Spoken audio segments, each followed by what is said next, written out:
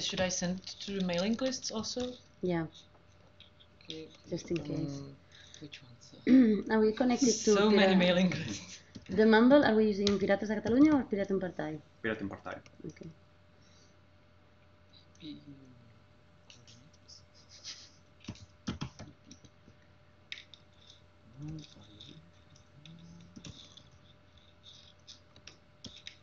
And maybe the program list. Yeah, included. Thanks. Although I don't know who's there anymore, to be honest.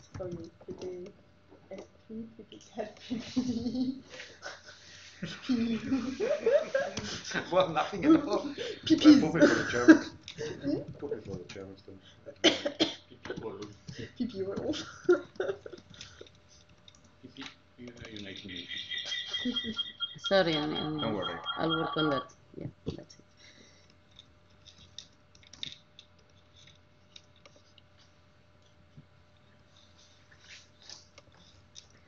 So, what is the status? Are we doing something or just all waiting? Or Well, I have information from Etienne that the 2 French delegates will arrive at like 11:30. So we can wait for them because and it's the like 1 Germans at 11 or something like. Oh, they should be at Barcelona around 11:30.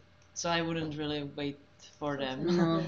No, but maybe we can wait for the French delegates if they're like, no?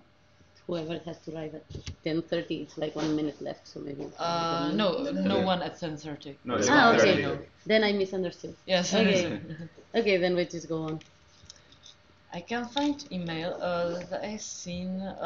I think you've sent it with the mumble and. Yeah, All I the- can send it. If you I want just wanted to see it. Do you know send when it you to all send the it? working groups. I can send it with the. I can make it again if you want. No. Maybe just. Do you know when you send it? I want to find the email, but I can't. It was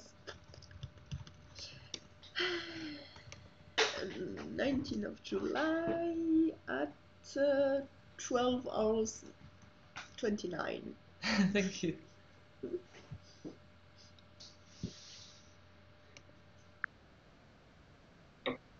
We have a stream, yeah.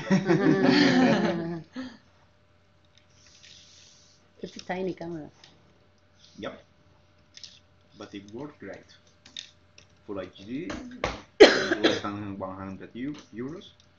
But the audio is getting through this microphone. The audio is not very good. The audio is great, but it's a long table, so it's better to get the audio from this microphone.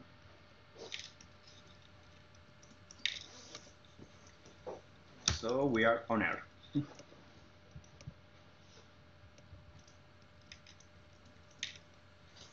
Where can people check the streaming? Michelle, you should send it in like social maybe, or not, or at least in the internal lists or stuff. I will share the link in the internal list. Okay. Well, it's in YouTube, so. Okay. I will share it also in Mumble.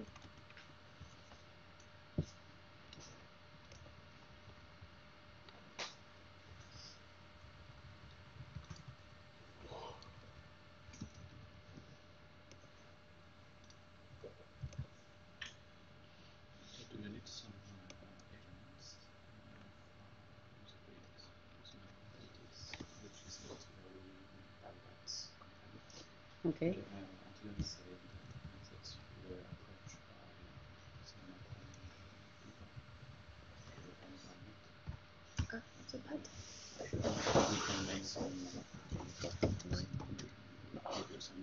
Yeah, just wait for you. But I can put it on the table, I can drag it. Maybe too close because. Yeah, I was going to separate this. What's your email? I don't really need to be visible. Yes, you do. Either we're all in or nobody's in. I want to see the delay. Okay. Yeah, send it by signal. Yeah. He's against such softwares. Is it? So, This is the Wi-Fi and this is the. You want that, or you will remember? Right. No. Okay.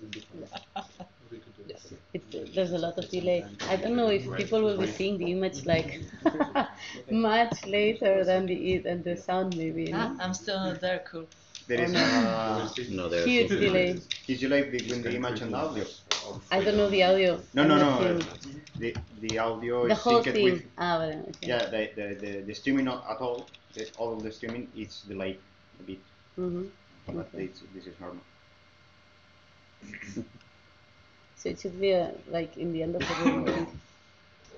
It's like Okay, so Here I'm send speaking the with my emails. hand here. yeah, and I lean forward, and I'm still leaning backward. It's so funny to see like this delay. There you go. Okay, so the delay is like what? 15 seconds. 15 seconds, 30. Yeah. We cannot move this back because they will not in the picture.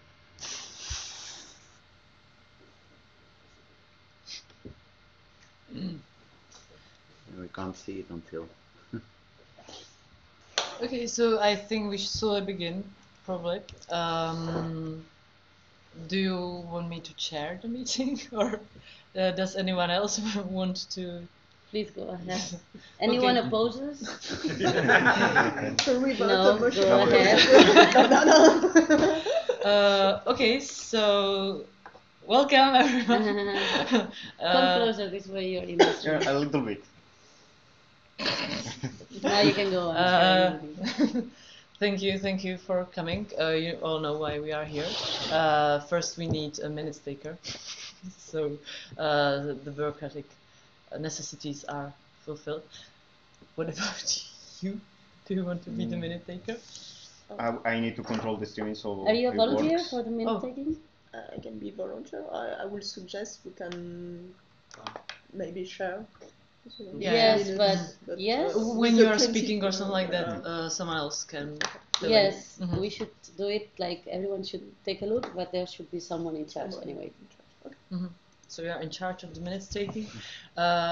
We can put it into the pad maybe even or not. According to our agenda, we should discuss each topic for like an hour, and so of course, if we manage to do it sooner, then we can have some like more time for another topics that might be harder to discuss. So if everyone agrees with this method, or how to call it, we'll begin without any delays with agriculture, maritime and fisheries. And we are beginning at 10:36, so we know that at 11:36 we should. Could you please send a link through yeah, I the number? send it to the emails, and I haven't received the email yet, that's why I was asking. Okay. Maybe it's going to take a while, I don't know. It took a while. Cool. You got it? Yep, so everyone has the pad?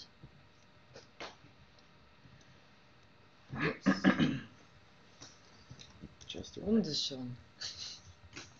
Okay.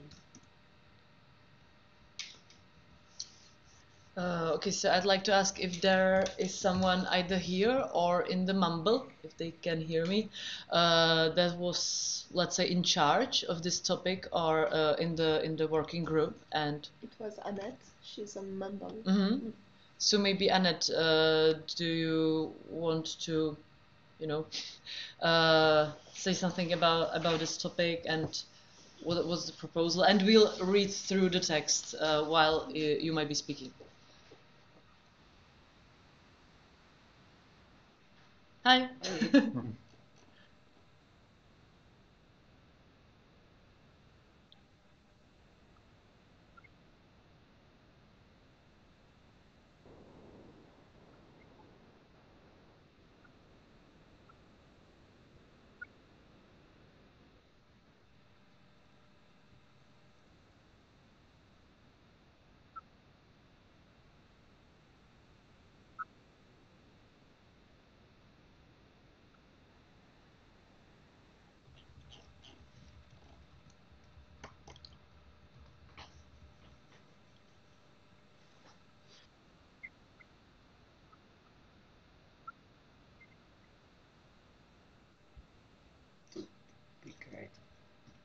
Oh. Maybe read and explain. Read and explain, please. Yeah. Yeah. Yeah. You can read it and then explain it. Talk louder.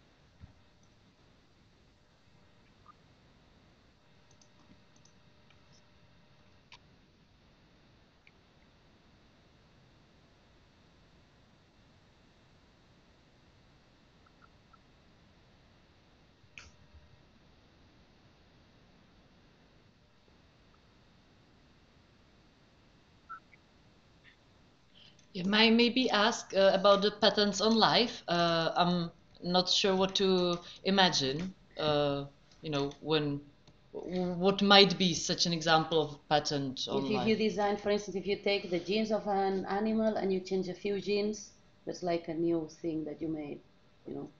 It's like you combine different genes, for instance. You should not be allowed to patent some sequence of genes that you kind of built, made up or something. Yeah, okay. Thank you. So you can go on it. Sorry.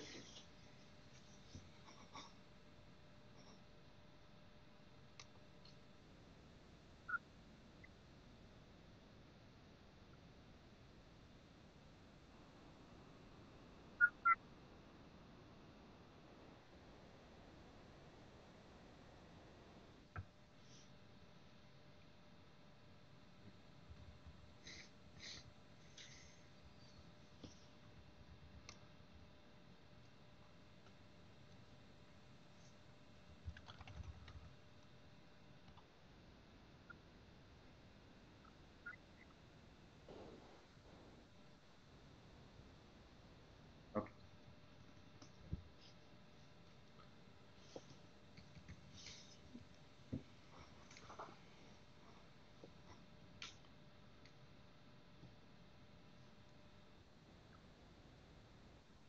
Yep. Maybe should we already discuss the first 2 points before going further, or we go through all the points before discussing it? It's only 4 of them. Oh, yeah, maybe. As you wish. Do you want to discuss what we've heard right now? If there's something to discuss, because maybe we all agree or we all disagree, I don't know. And then proceed with the next points? Yeah, Okay. Okay. Okay. So, yeah, does anyone have any kind of comments on what we've heard right now? Is it problem with some parties and their national programs or... No, I just would say, okay. No, go ahead. Maybe in the first part, just in the formulation for the nutrition production without pesticide, and we we have to be balanced, I think, in the proposal, because in agriculture, at some point, you will need some stuff to fight again pesticide, and it's just you have really a food issue. So we have to say we want to reduce the pesticide production, but maybe be balanced in the formulation and not saying we go totally out, because I'm not sure it's actually technical possible with nutrition security. And nutrition security is first was exiled and then Miklas. Well, but if you read the sentence well, it's exactly that what you're saying. Without pesticide and antibiotic abuse, the abuse you can take it for the both words. Then it's okay. On the formulation. Yeah, but maybe I would write this explicitly. It was what I was going to say, like pesticide abuse, to make sure that, because I agree with what you were saying, and also I think I redacted some also some point for a program in the Catalan elections or something like that, but it was not saying without pesticides or without. It was saying avoiding any pesticides that have not been proven to be harmless, and then of course you can use pesticides if they are harmless, but you need to prove that they are, right? So that's proven by whatever. Experimental methods, whatever, empirical methods, I don't know, but something like this. I think it's a good formulation. So not the pesticides, it's maybe you find the perfect pesticide that only kills one thing in that place, and it's quite convenient. I don't know, why shouldn't we use that? Am I right if I expect that we will just rewrite these bullets to some more stylish text? This is not a definite form. No. So feel free. Okay. Just a comment to this rewriting. When we are talking about a reduction of using pesticides, I would like to avoid like prohibitions or banning that. In general, we would like to. We should encourage people to do it, but we should not force them, as we are a liberal party. And this should be clear that we are not green like some other parties.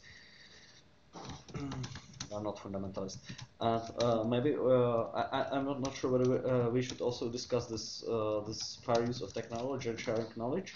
But what I miss here is actually some sort of protection of personal genetic information. Because currently there is an international agreement to protect one's. I don't know how is it called, but in general, the idea is that this kind of personal data which should not be misused without your or used without your permission. And I think this we as pirates should strongly integrate this principle in our program, because it is perfectly in line with our values, and this is something which is like new in the agenda, and will be more and more important in the discussions. So I think we should have something like that in the common program. Okay, can you please maybe write it down to the discussion bar or something like that? Yeah, I will find the link for the agreement and link it here. Cool. When it comes to pesticides, I think that one thing that we should encourage is to instead of encourage not using it, we should encourage people to develop different ways to handle. Hey. Well, hey. Good morning. Hi. Good morning. Lenin, aquí tenim the streaming. Say hello to everyone. Oh, it's small camp. Yes, so that we are focusing on not denying, but rather allowing. So we can say that okay, we want to see development on non-toxic pesticides or whatever. I don't know if that is a good formulation, because now it's just about avoiding pesticides. Maybe we should try to say that okay, if we can find ways to remove harmful crops or bugs or whatever, they should be encouraged to do so.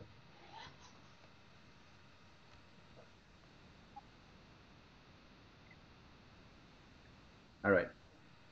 Cool, thank you. So, is everyone satisfied with the minutes, like that all your thoughts were covered? And if not, just add whatever you think that was omitted. Does someone want to add something, something more to these two blocks we discussed now?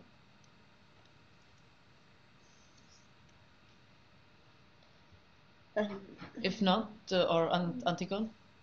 No, just a question. Should we now try to find a formulation for the points, or just go further? Well, I think it's better that we try to move on, yes. and we can do that afterwards. Because yeah, maybe otherwise if we have time, then we can go back and then write. Yeah, I would maybe even suggest, but I don't know if that's okay with the coordinators, that if maybe Annette is not interested in the next point, she can maybe try to formulate something after we discuss with her everything that's written in bullet points, and incorporate what's in the bullet points and our corrections or something like that. Yeah. Is it okay with you, Annette?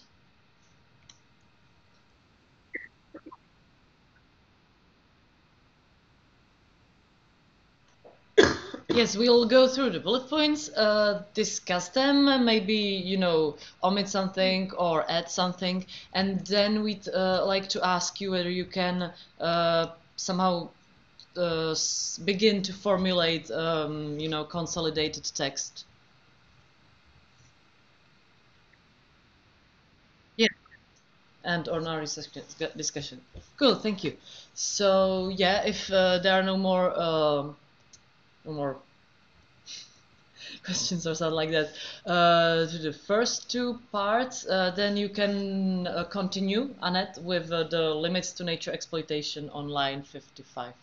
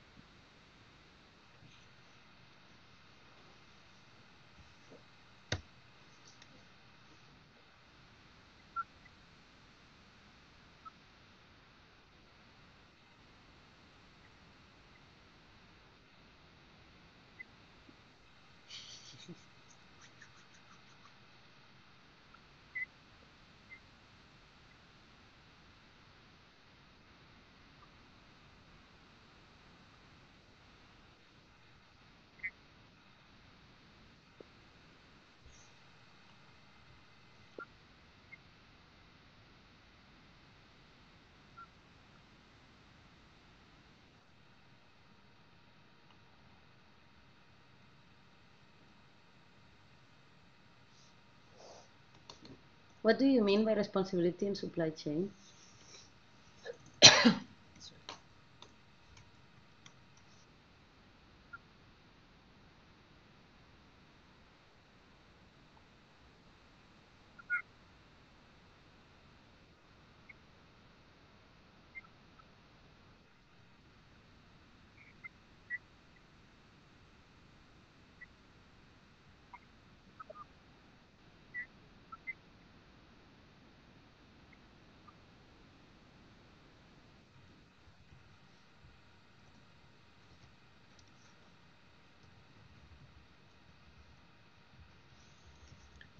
May I ask about the fishing quota? Like, I think if we were to talk about reducing it, then we might need some more specific numbers. Do you have any proposals, or I don't know even what's the quota right now or anything about it, but you know, I think that a lot of people would ask about it, you know, like, well, you want to reduce it, like how much? 100% or 1%, something like that. Yes, because reducing it's not so clear, maybe. It's too general.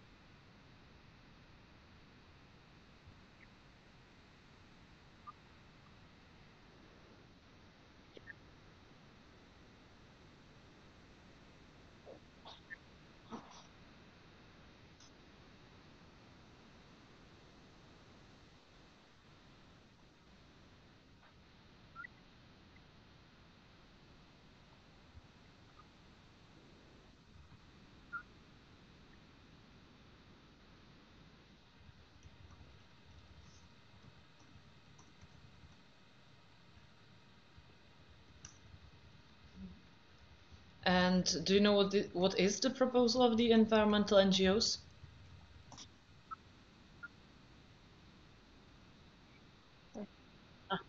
Ah, wow. Or maybe we can reformulate rethink the quota in order to protect the sustainability of the and the diversity of the fishes. It's just, I think. Okay, okay.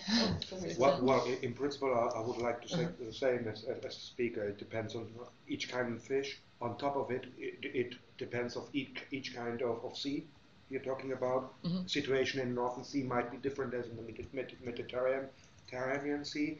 So I would suggest leave it rather vague, perhaps putting a phrase respecting the proposals of non-government organizations like etc. Yeah, I was going to propose the same thing, like following the guidelines of whoever knows about this, and you just, Yeah.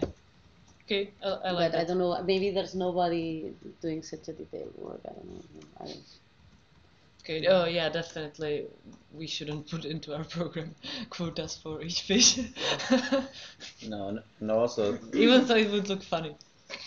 yeah, I think that it could be a little bit dangerous to say that, well, this specific NGO, that's what we're gonna follow, because they do have agendas themselves, so we need to be somehow finding a good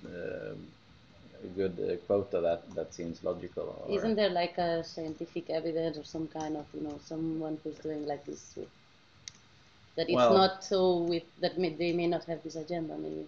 No, it's more but also we need to just be aware that we cannot just say, okay, we follow these guys and then they do something, but we really need to be observant of what quotas they are actually saying, because well, as you say, it has to be some sort of scientific result and so on. And Kerstin is adding that we have to consider too that some countries are more dependent on fisheries, and so maybe the quota has to be adjusted to this. Yeah, so how should we go around this?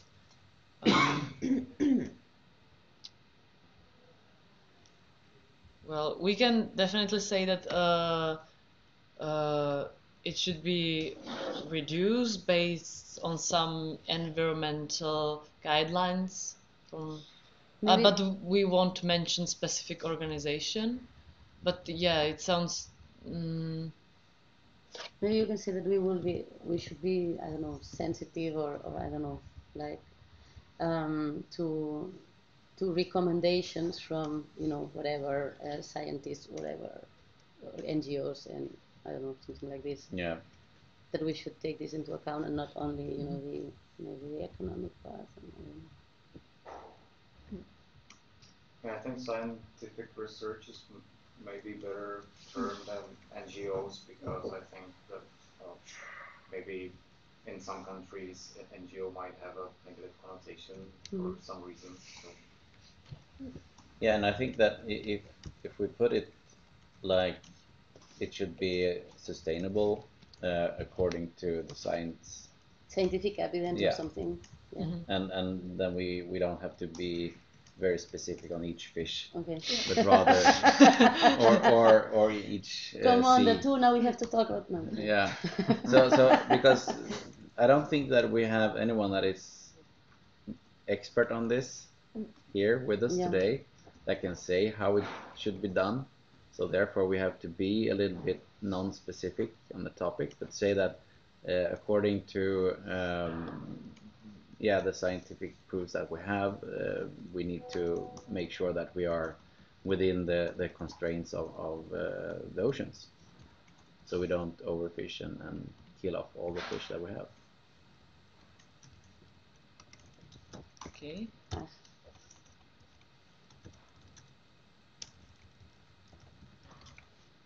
I agree. Yeah. Okay. Cool. So anything else concerning the limits to nature exploitation? Maybe I have one. So full disclosure, I'm a vegetarian, and I'm not an expert in this topic. But the reason why I'm a vegetarian is that I don't want to exploit nature and animals. Basically, I don't like torturing and killing them. And from what I can see is that those mass production farms, or which way we call it, are really torturing the animals. And if there is a way how we can do anything about that, then I would love to do that. Because it like really, if you take a look at any kind of like huge mass production farms, that's really crazy what's happening. So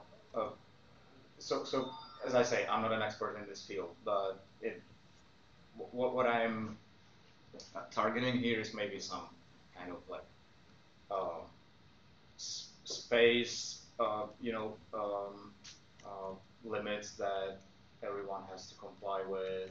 Maybe it should be bigger and stuff like that. Yeah, I think there are already something like that. Yes, of course, sure. It's also often they don't go with that and try to cheat on these kind of rules. Maybe Annette knows more about these limitations, and if there is some space to maybe be harsher.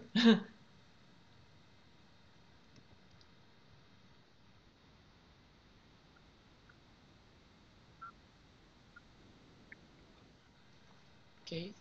I wanted to add that I'm always for positive motivation.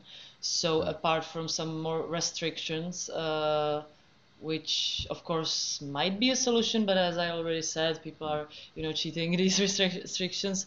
It might be good to consider something like more subsidies for farmers, with smaller farms where the animals are happy and outside and stuff like that, Or large farms where the animals are happy. Yeah, or larger farms with heavy animals.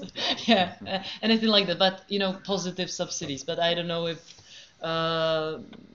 what can be done on the European level, because I'm also no expert. Yeah. But we could make the both proposal of Magnus and Marketa, and to say, for example, for the sharing of the subsidies, you could have some sustainability criteria on environmental issue and social and economical issue, so that if you fulfill the 3 fields, then you have the top of the subsidies, and you fulfill only 2 fields, you have a little bit lower, and you fulfilled only 1 condition, then a little bit lower, so we could push the quality of the subsidy through the subsidies. What do you think, Marcel? Well, you suggested it, so are you satisfied? I'm not sure if the subsidies is the best approach, but what I would rather suggest is really like revisiting the rules that you as a producer or farm have to comply with, to see if they are good enough for the animals so that they are not tortured. That's basically what I'm suggesting. And as I say, I'm no expert in that field, and I don't know what the exact limits are. But if you look at videos from these mass production farms, that you'll see that sometimes it's really horrible in some areas. Always. Is it regulated on the European level? I think it is. There is a comment in the pad from Blinks that he says, what about introducing a generic tax on all containers traveling oceans, a generic globalization tax that all countries should charge for incoming containers? This would disincentivize all unsustainable trade, including excesses in agriculture, fishery, etc. And it is some protectionism if most countries agree to do this. And also, he adds, you are discussing this topic on such a detailed level as if we were actually legislating, but we need to campaign, and we need simple measures to make sense in the heads of the electorate. Thank you for reminding it, Links. Yeah, I agree with the last sentence. I don't know about the first one. I don't like new taxations, but that's just my general feeling. But I don't know. The reasoning behind this it's one. Kind of Robin tax, like for the financial transactions. Actually, don't we have like a section to talk about taxes? Maybe we could introduce this. Yeah, we do. Then we can discuss it later. We can move this discussion there and then discuss also this tax, maybe? Or maybe. You think we should include its tax in its section? Well, I think it's more appropriate for this section as it obviously wants to do something, with making better, making more sustainable trade in agriculture. Okay. Sorry, I need to read it once more. Generic tax. Yeah, I agree that we really need to talk more the broader scope and not go into details. I understand what you're after.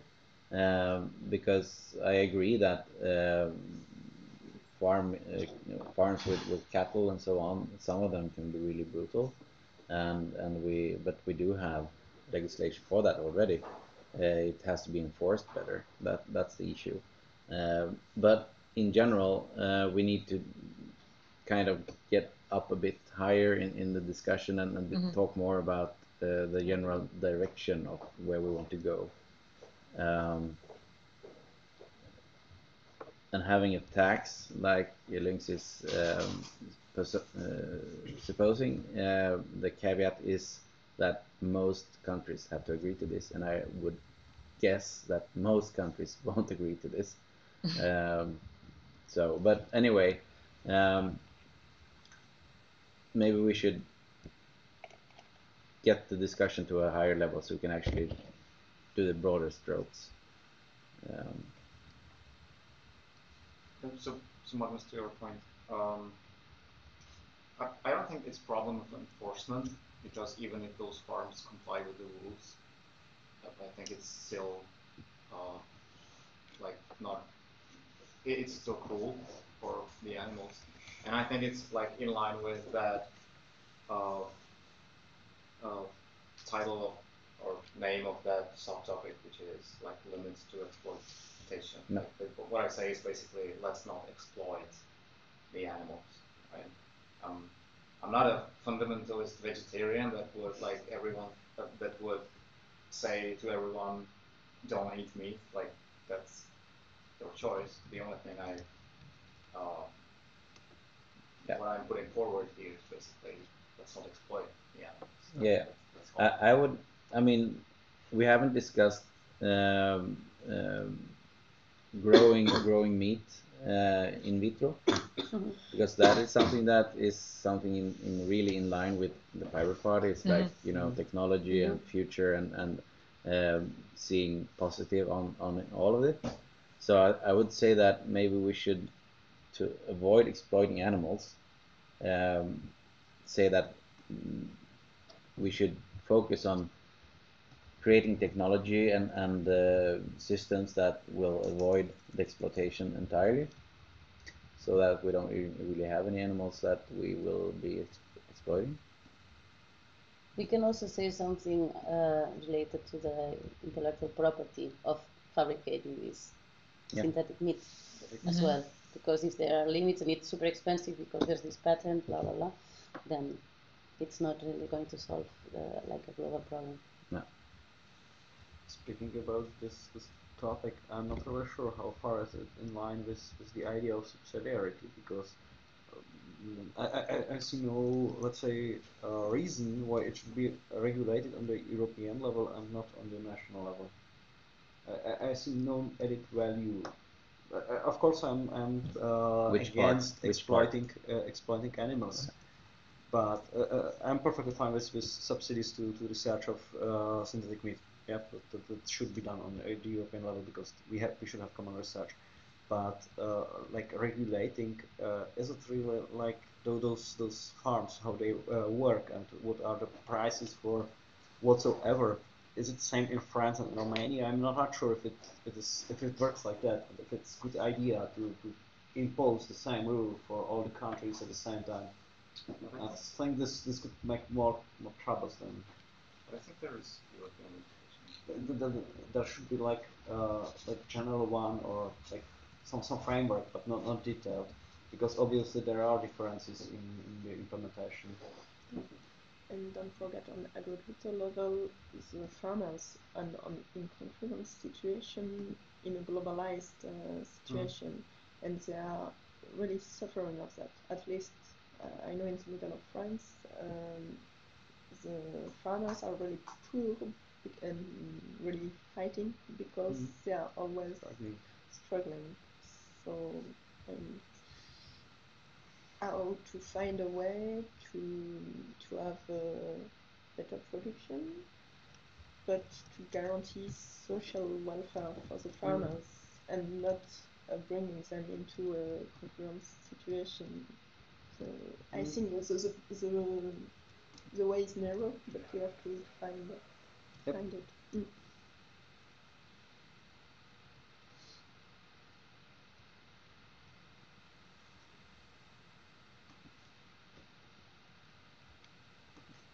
All right, it's 11, just so that we know that time is ticking. Yep, I see it. I was waiting if someone wants to add something to it. If not, one more thing concerning this part. Maybe you all agree with it. I actually don't know what to think, so I just wanted to make sure. The first point, no subsidies for big players in agribusiness. Does everyone agree with that? It sounds kind of strange to me, but I can't actually present you any reasons. It's just like I can present you a reason. Go for it. That's a big reason. I know.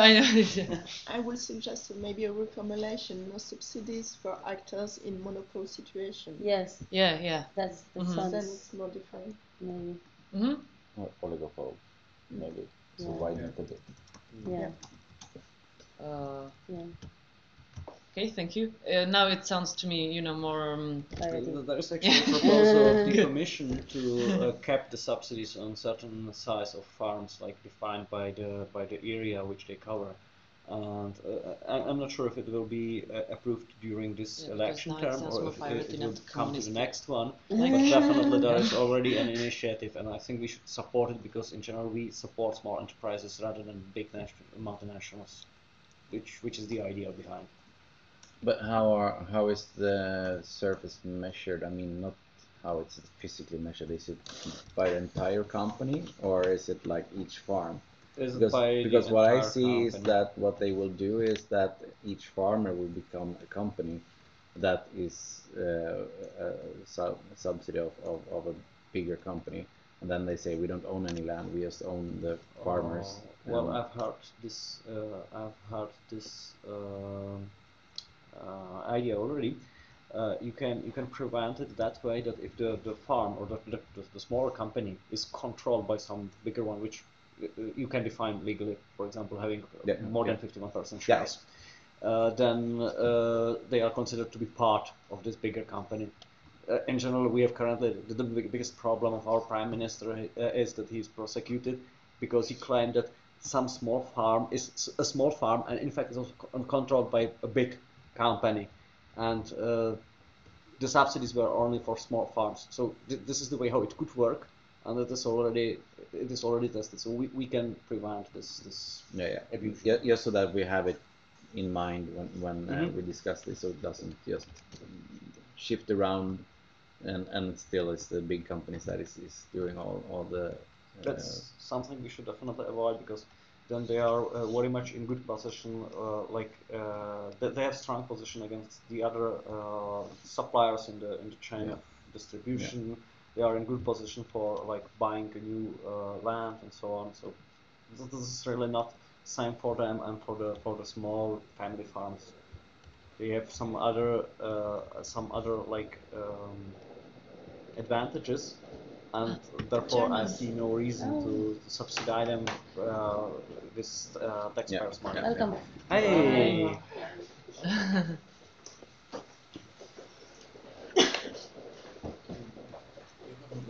Okay.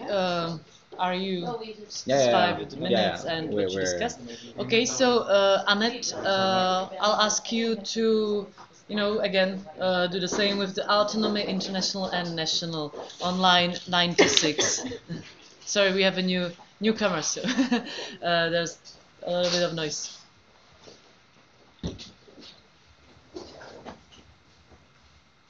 Now it's line 97. So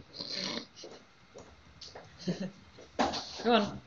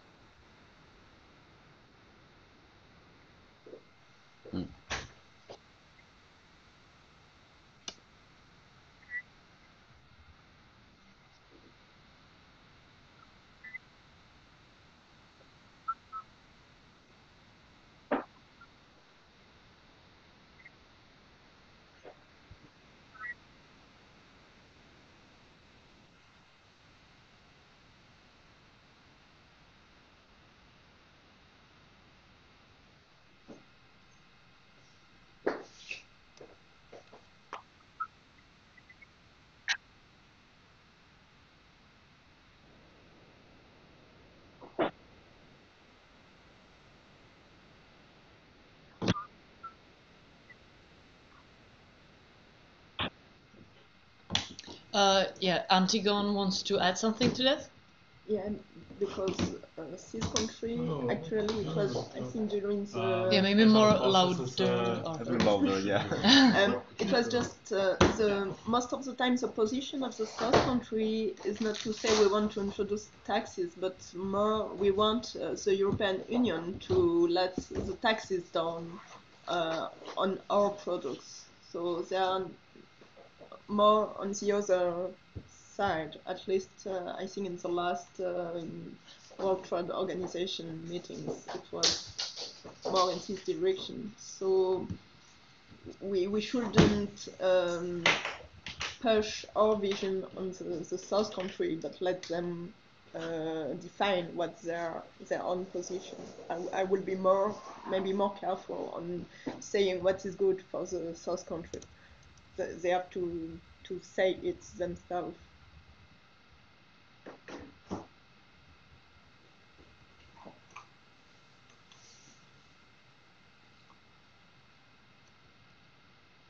Yeah, Anna, sorry, go on.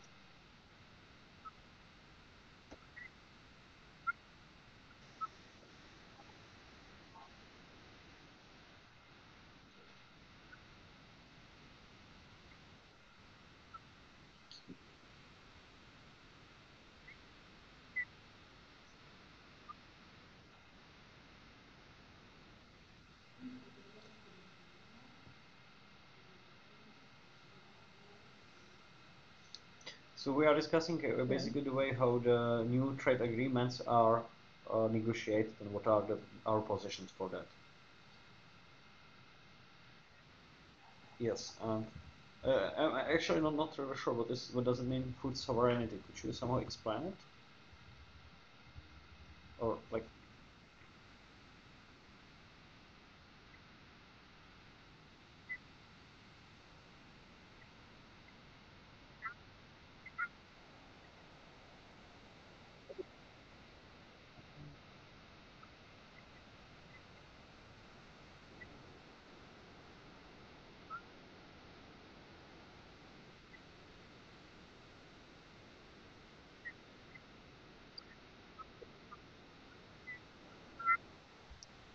to basically the idea is to like have the ability to produce the amount of food which is needed by the country. It's protecting their own agriculture. I see. But as I said, we can defend this position, but most of the time the South country defends the other positions by saying we don't want to put taxes on our agriculture, but we want the European Union to cut down their taxes on their agriculture, and then we are on the same level. They reverse the logic. Mm-hmm. But I'm fine if we say our position is not to open the concurrence, but it's saying everybody can have taxes on their agriculture. But you have to, in this case, you have to think that we, in the European Union, we are able to give subsidies to our agricultures, and in the South country, they don't have the budget to have subsidies on their agriculture. So the unfairness will still exist. So. Yeah, kind of like I have heard already accusation that we are actually doing a dumping against them. Yeah. Which should probably not done, or well. It's complicated because some countries cannot geographically and physically be sovereign. I was thinking in the Maghreb region, for instance, they don't have enough water to be sovereign, so they will have to import what happens. They cannot produce their food. So it's really depending on the region. But for some regions, yes, we are doing dumping. There are, I think, two really good examples of the dumping part. If we look at like sugar, that we are producing way too much, and then we are dumping it on like Africa, and we're killing their sugar production totally because they can't really afford to produce what we are producing and subsidizing, of course. And also what happens is that we pretty much kill their entire sugar production, and the same thing happened with Vietnam. We dumped our chickens on them, and chicken farms anymore. So this is something that I agree that we really try to avoid, because our subsidies is doing, as long as we are overproducing and dumping this on the global market to a very low price because we really want to get rid of it. We need to realize that the dumping is only possible because of the subsidies. Yeah, that's it. So it's a delicate balance, of course. And I think maybe we could more express that we are searching balance in the relationship and we are focused on the food safety first in our relationship with the South countries. I think it will be more careful than just saying we want to allow this country to add taxes on our produce or something like that. I would maybe just put there as in more general formulation, we should avoid unfair trade practices based on bigger trade power of the EU. Yeah. Which we have, and like that. Yeah. I agree. Yeah, so someone please put it into the paper so that it's formulated as you wish. I'm taking some notes, but yes. you go Very quick. fast, yeah. Okay. So, Annette, you can either continue or add something if you want to discussion.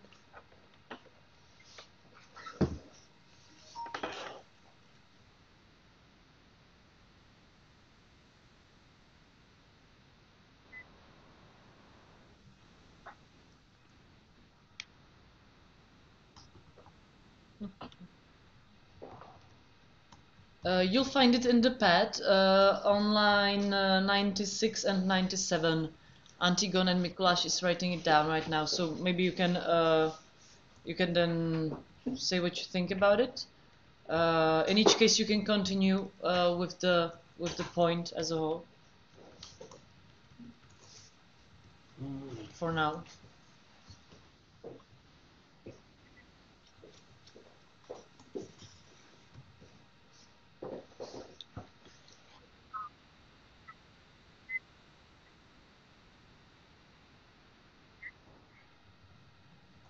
Yeah, that was mentioned.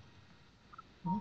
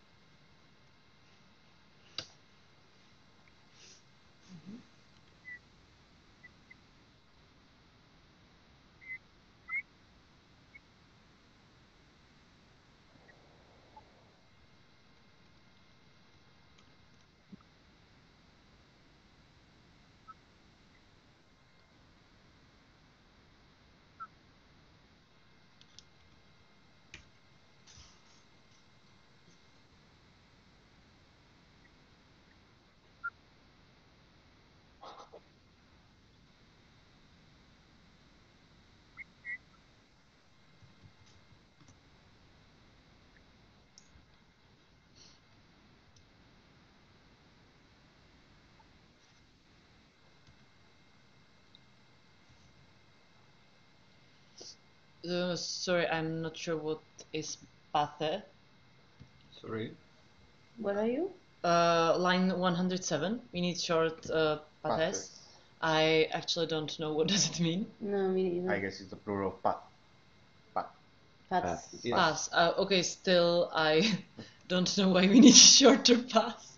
I would understand that way that if you have some fields that you are trying to shorten the distances, you have to walk between them or something like that. Yeah, we can make our planet smaller so that we have. Like this kind of optimization, you should do it, but definitely you don't need a European law to do this. Yeah. I'm just curious, what do you mean by enable access to land? Is it like the land should be accessible by food, or is it like it should be easier to buy it?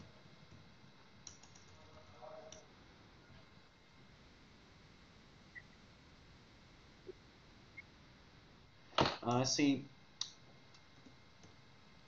And what should it actually mean? Like, should it be easier for like people from different countries to buy land in other countries? Because I'm not sure if there are still some restrictions. Are there some restrictions on that? Yeah. I think in France there is restriction on buying, in fact, farming. Yep. And allowing people to buy freely land is quite complicated. Recently, there is a large part of France farming by Chinese people. because they want high quality whips to be sent in Chinese, and we just say okay, but just local products should be profitable for local people, or just some region also. There is a complex balance between tourism small business to grow up and to produce very high quality products, and just allow for very powerful company to buy a very large part of territories and to make more money and more power with just get a monopoly on food. So it's quite complicated to just open for the buying from. But is it like open for other European? Other European nation? Other European. So if I'm checking, I go to France. Am I free to buy it, buy land, or is it somehow prohibited? Because I'm not sure if there is there is a restriction. I'm not sure if the restriction is on. There is legislation. There is restriction because you have to present your project in some commissions. But I'm not sure there is restrictions on nationality. This is no in France. This is not there is some restriction. This is not as free as you want to buy, and there is good reason for that. There is balance to find there. Oh, I see. And do we want to somehow push the balance in some direction? Like, I think for the small people and small company, but we have to pay attention to create big monopoly on the first level of society, which is producing food and high quality food. Big corporation could be dangerous in this, particularly in the tunnels. Yeah.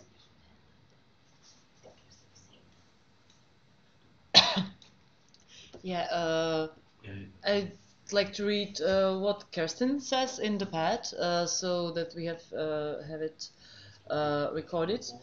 From line, while I'm all for supporting small fisheries, I do not think that small fisheries should be untouchables. Yeah, I agree. The EU is trying to combat illegal fisheries. I thought, but maybe strengthen it in doing this effectively. I agree with supporting suburban gardening in view of the fact that the population size in such areas is growing, unfortunately, and people should be allowed to live as independently as possible.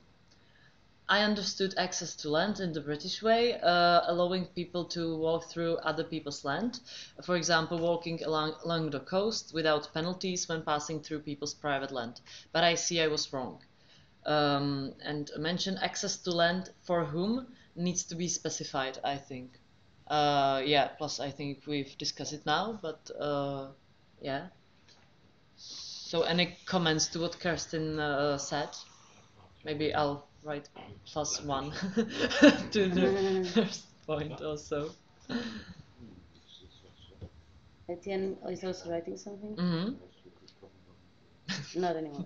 Oh, sorry, Etienne. We didn't want to scare you. Stage fright. If you write +1, write your name in there, because otherwise. I see there's +11. You can. Like me and my 10 friends, we agree with that. Yeah, 10 friends. How many are you? Okay. So, any comments to this part? Any more comments? Because I have some common comment. So, okay. I first ask for this specific section. Well, I think the we need short paths thing there is that local produce should be consumed locally. That I guess is the idea behind that. That's something that we are really trying to get into people's head in Sweden. Like, you should buy your local food locally, Also, just a comment with the subsidies when we are overproducing things. I think maybe we could turn that into a subsidy for because like in Sweden we have this I don't know what it's called in English, but we have subsidies for farmers when they don't use their land. If they're using, like if we're producing something too much, then they can actually get subsidy for not using their land for a while. And in general, I think that is much better way than having them produce too much, getting subsidies for that, and then we dump it on like Africa or other countries. So maybe we just cut that part out and just give them subsidies more or less directly, and just make sure that they cultivate the land but not farm anything on it. That is one idea anyway. It's kind of basic income. It's close to that, yes, in one way. But what will happen is that we will not interfere with other countries' agriculture in that way, because they will not get this basic income through producing something that no one really wants. So it sorry. Problem is that the subsidies are a big part of the European budget, and it was done in the last 30 years. Everything. Also these subsidies for farmers who don't produce something. Nothing really works at the end. Yes. Okay. So this is a really big topic. Yes.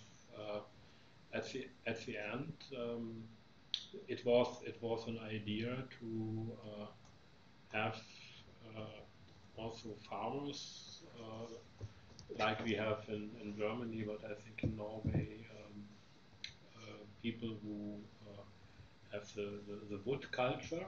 Yes, they are paid by the government to do the works. So at the end, perhaps the best idea was also farmers to pay by the state for do different work, agriculture. But the problem is what we want, or farmers want. Farmers are don't want to be paid by the state. They want to be on their own. Yeah. They want to be useful their own. Very much. Right. And so you have to find some framework, some setting which makes this possible. And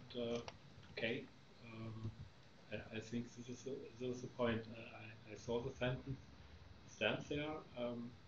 My proposal will be to formulate this goal, but don't speak about solutions, because we have not really a solution. There was tried a lot of things, but we have to discuss this goal and working for this goal. Yeah, I agree. Just not talk solutions, but rather set up goals and visions and whatnot, just to have something to reach for. Because if we do that, then we can all say that this is where we're going. This is everything that we are doing is for this goal or this vision, but that doesn't mean that we have to have a solution right now, and we don't set anything in stone. Yeah. So I would like to Etienne also wrote something, and I want to do. So they have discussion with Kirsten, I think, right now. Parallel to ours. So he said about the last proposition, saying that agriculture cannot be replaced with nature conservation sends a strange message.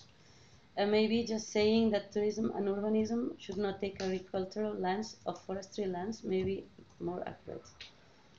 And then someone who didn't write the name said, expectantly destroying soil to build shopping malls. Green is Clement. Then Clement should write the name there, because otherwise we don't know who he is. And then, moreover, agriculture, fisheries, and forest exploitation have to be included in a global nature preservation policy. We have to join those two topics in a global environmental policy. It's a proposal just after. Okay. It's line 139 to put many thematic under a global head. And I think that Kerstin agrees with that, right? That agriculture, forestry, and fishery are an integral part of the rural economy. A significant shift towards tourism and nature conservation is dangerous and unsustainable. It's citing someone, right? Well, I agree with what Etienne written.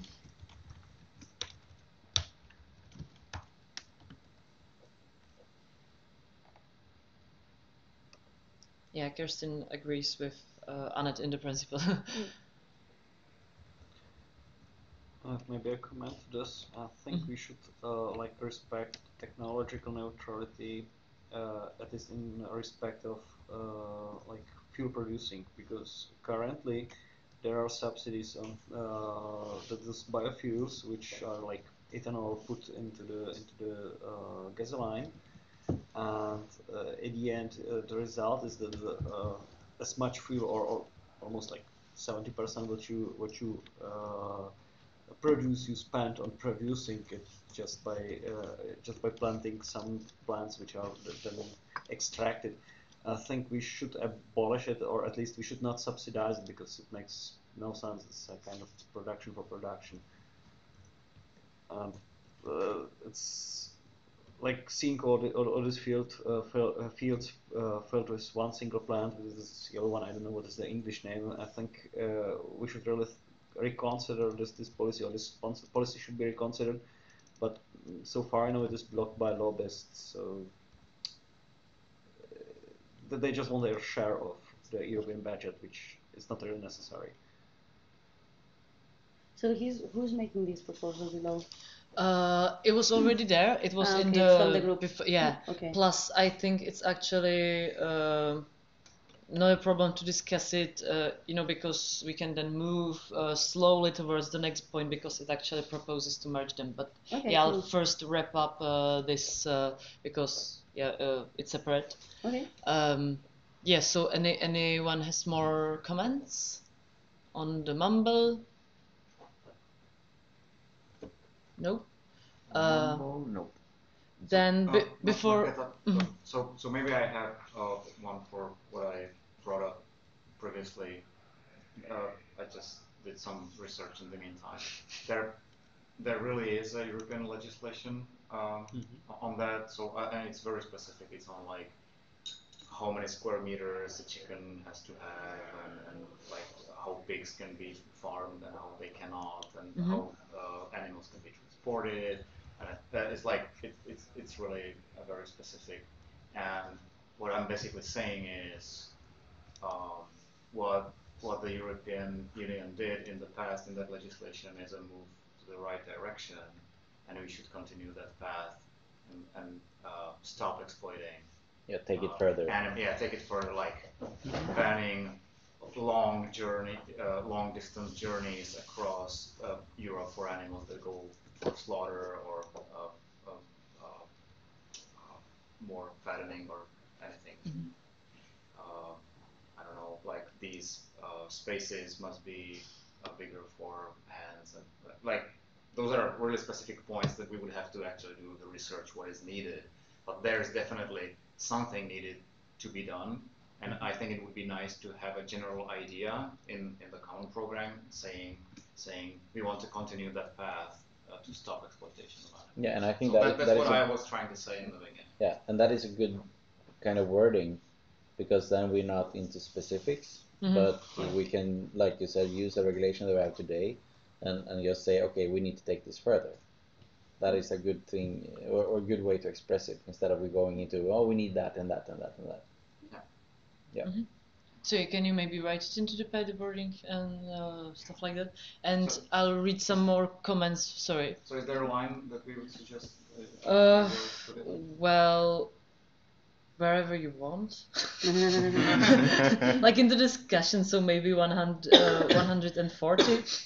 But maybe make sure it doesn't get lost in the discussion, because maybe not everyone will read or every into single the line of the yeah. discussion. Plus Kerstin written some more comments. Generally clear structure arguments into first general, second terrestrial, and third aquatic. Etienne agrees. And I missed some part at the top. Who is owner of field data, GPS data? I think if the info has been derived from public funds, it must be easily available to the public. If it is coming from private industry economy. Sources. Sorry. This is so writing. Yeah. So, okay, I'll maybe you can include this in limits to nature exploitation, like as an additional point or something. In line 68 or something. Yeah, and I definitely agree with Kerstin about that if it's from public funds, that it definitely should be accessible to the public. Yeah. But I guess that's a very generic point of view that we should have on all data. I think we already actually have something like that in our in the 2014 program, right? Or not? I don't know. Yeah, it's maybe not a statement to the agriculture program, but generally a pirate's point of view. Yeah, if we all pay for it, we should all use it. Definitely. It should be open source and non-proprietary. The standard way. Okay, so yeah, that might be it for this part. So I wanted to add, especially for Annette, I know it might sound hard now from the whole discussion, but if you could begin writing some kind of a consolidated text, it would be great. Plus, I have a kind of proposal, I don't know if you'll all agree, that based on your opinion, Annette, can you maybe, try to, as we discussed, generalize it more and omit the specific, the two specific points, so that it's really, readable and brief and, understandable to the general public. So just, sum up somehow the discussion we just had into something very general but understandable. Do you all agree? Of course, sometimes the specification is necessary, but when it's possible, we should be, the most general as we can. I agree with making it easy to read. I think we have to keep in mind sometimes people may not know some of the terms, so we should, when that's maybe not so clear, maybe explain what we mean, because we have difficulties with the the bullets ourselves. So maybe let's sure that it's not too short in some places. Yeah. But I think the discussion was great, and of course, Annette, it's just a proposal that you'll begin, but we'll help you in the aftermath of the meeting here. So because we now have a great amount of text from which to pick what to write. Do you agree, Annette?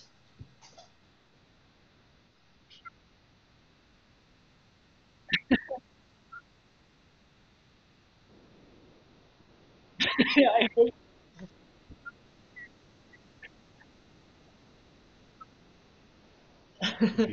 Okay, cool.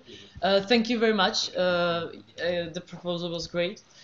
So now we slowly move to the climate action and energy via the proposal that's on line 145. Sorry, yeah. Yeah, sorry, Can I Maria. ask just logistics things, like for the lunch? Could you, is who's staying for lunch, who's interested in going to a restaurant nearby? Because I'm going to ask them to book, okay? Or maybe who's not interested? I'm interested Everyone in is food going to, always. So, yeah, thank you. So there's a proposal to join the points, the point agriculture, maritime and fisheries we just discussed, and the next one, energy and climate, in a larger point that would be called environmental policy. Yeah, I'll read the proposal quickly. To ensure that environmental issues are dealt with consistently and independently of trend and or short-term economy-driven issues connected to the environment, a systematic focus on the following should include statements on quality of water, blah blah, air, soil, and the living environment, and interactions between the above. As major obstacles when working on environmental issues, the following should be tackled: lack of transparency regarding environmental science and monitoring, and gradual decline in independence of scientific research due to current funding politics and other ENVI stuff. So what do you think? I personally don't think it's a good idea to merge the 2 points, because we just seen how the discuss point is broad, and I don't know what we'll be discussing in the climate action and energy, but I definitely don't think that it needs to be merged, because it would be also unreadable. I think that more separation is actually good for the readability of the program and stuff like that. Yeah, I think also that if we try to put everything into one, I mean, all kinds of both energy and climate and all, I mean, they all interconnect. So if we should use that as a way to build a program, we will have one program with 1 point saying Earth, and that's not doable. So it's better to split them apart and discuss each point, because then people that are interested in one part, they can go directly to that point instead of trying to read like pages and pages of something to find where do we have our energy part. So it's much easier just to say, okay, here's energy. Good. On the other hand, it's maybe interesting because we are always opposing environmental stuff and agriculture stuff. When you see, we have all, I think, in our countries, environment ministry and an agriculture ministry, and it's could be an idea to say both belong together. Agriculture has to be in the frame of environment. But for readability, I am more agreeing with you, Magnus. Yeah, for a second. It's not a good idea to put these points together, but perhaps we can more concrete points, because climate action is not only energy. Yes. But you see, when you have to focus on sustainability, yes, you can have the best sustainability, but cannot do anything against the climate change. So you have to see this on different viewpoints. Yes. Exactly. Yeah, maybe we misunderstood, because Kerstin probably proposed this proposal and writes, I didn't mean to merge it, but put it into a separate item. So I don't know if Kerstin is on Mambo, so can hear us, or we have to write it down. But he hears us, but he doesn't have a microphone. Yeah, okay. So I just want to ask, so you mean have AMAF, energy and climate point, and then a completely new point, environmental policy? Kerstin writes yes. I see. So, sorry for the misunderstanding then. Okay. Then we agree. The thing is that I think it's sorry. I just want to say that it's really important that we are not just writing down what we want in one place, but we actually repeat ourselves where it's important to push some items. So if we are discussing agriculture, of course, if there's something that is nearby in like energy or something, I don't know, then we should of course make a statement there as well. Maybe not the entire thing, but just as a note that okay, we are actually thinking about this part as well. So that if someone is reading just one piece of the program, they understand that we are actually not just thinking about those parts, but actually the other parts as well. Yeah. It gets complicated, but no, it is complicated. So Yeah, I'm just now thinking on how to proceed then, or when to discuss it, or what should be put, in the new point environmental policy.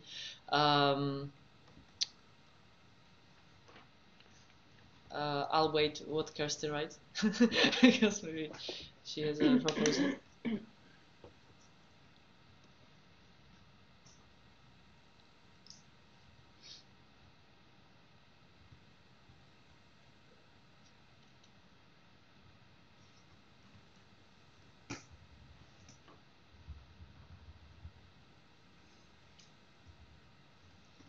Okay, she writes, I think I'd only convey that to Antigone. I'm working on the environmental legal aspects at the moment because I'm only a scientist, but not a lawyer.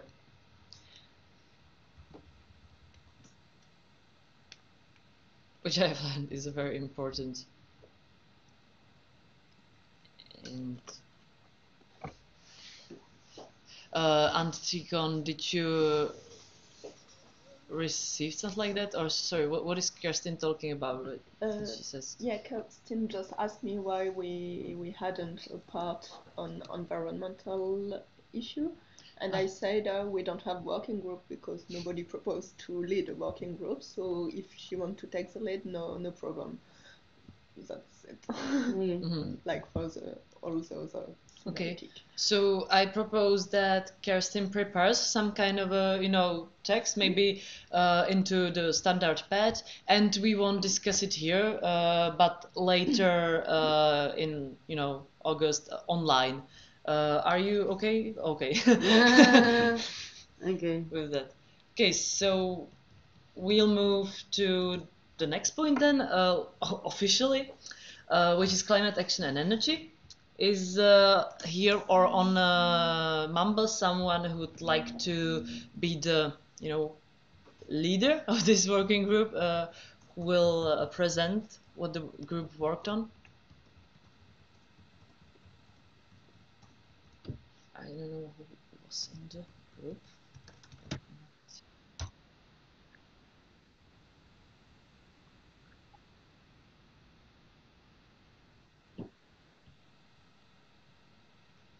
We can hear you. Yeah.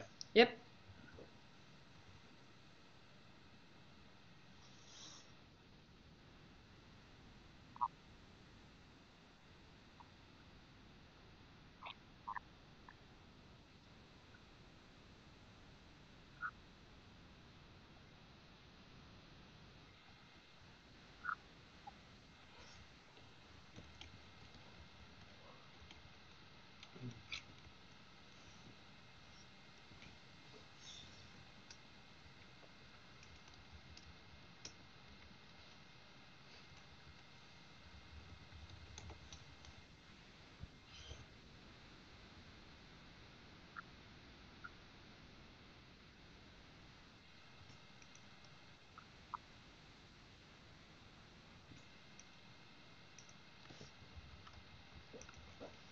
Well, apart from the proposal on lines 181 to 185, which I think is your official proposal for the taxation of the point, right?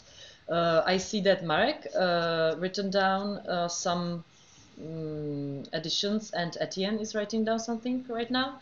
Marek wrote, as I mentioned in discourse, in addition to those quite general formulations, I'm strongly in favor of including some concrete means to achieve the Paris Agreement goals. I suggest including carbon charges, as explained in the link, and this could be a very strong point, especially if the US continue to wage trade war against Europe. Etienne supports it. I have to admit, I absolutely don't understand this topic. So yeah, it sounds nice. Carbon charges, good, but just one point on energy and climate. I think there is a call for sobriety, which is missing. We cannot achieve this ecological transition or energetical transition without decrease or level of consumption. And for me, it will be we don't have to be for antidepressants low low low growth or decreasing degrowth. But we have to be for a sober society, which could be really happiness society also. Yes, but I said before, a question is not only sustainability. You can have a sustainable cool industry, but this will not help to stop the climate change. So we have, I think, we know we are not able to stop the climate change. Yes. But therefore, it's 10 minutes past 12.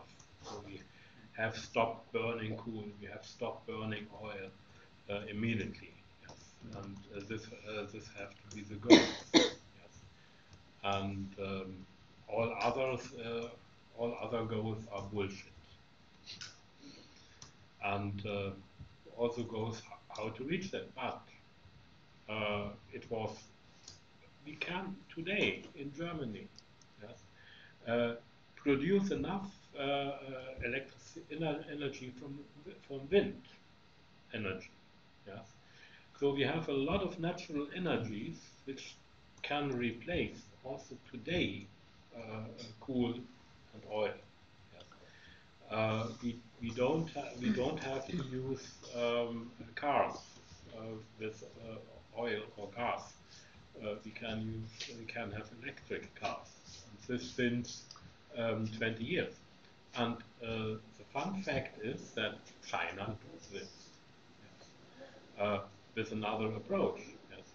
They will have in 10 years complete electric public transport in China. They have improved wind energy in China with German technology a lot.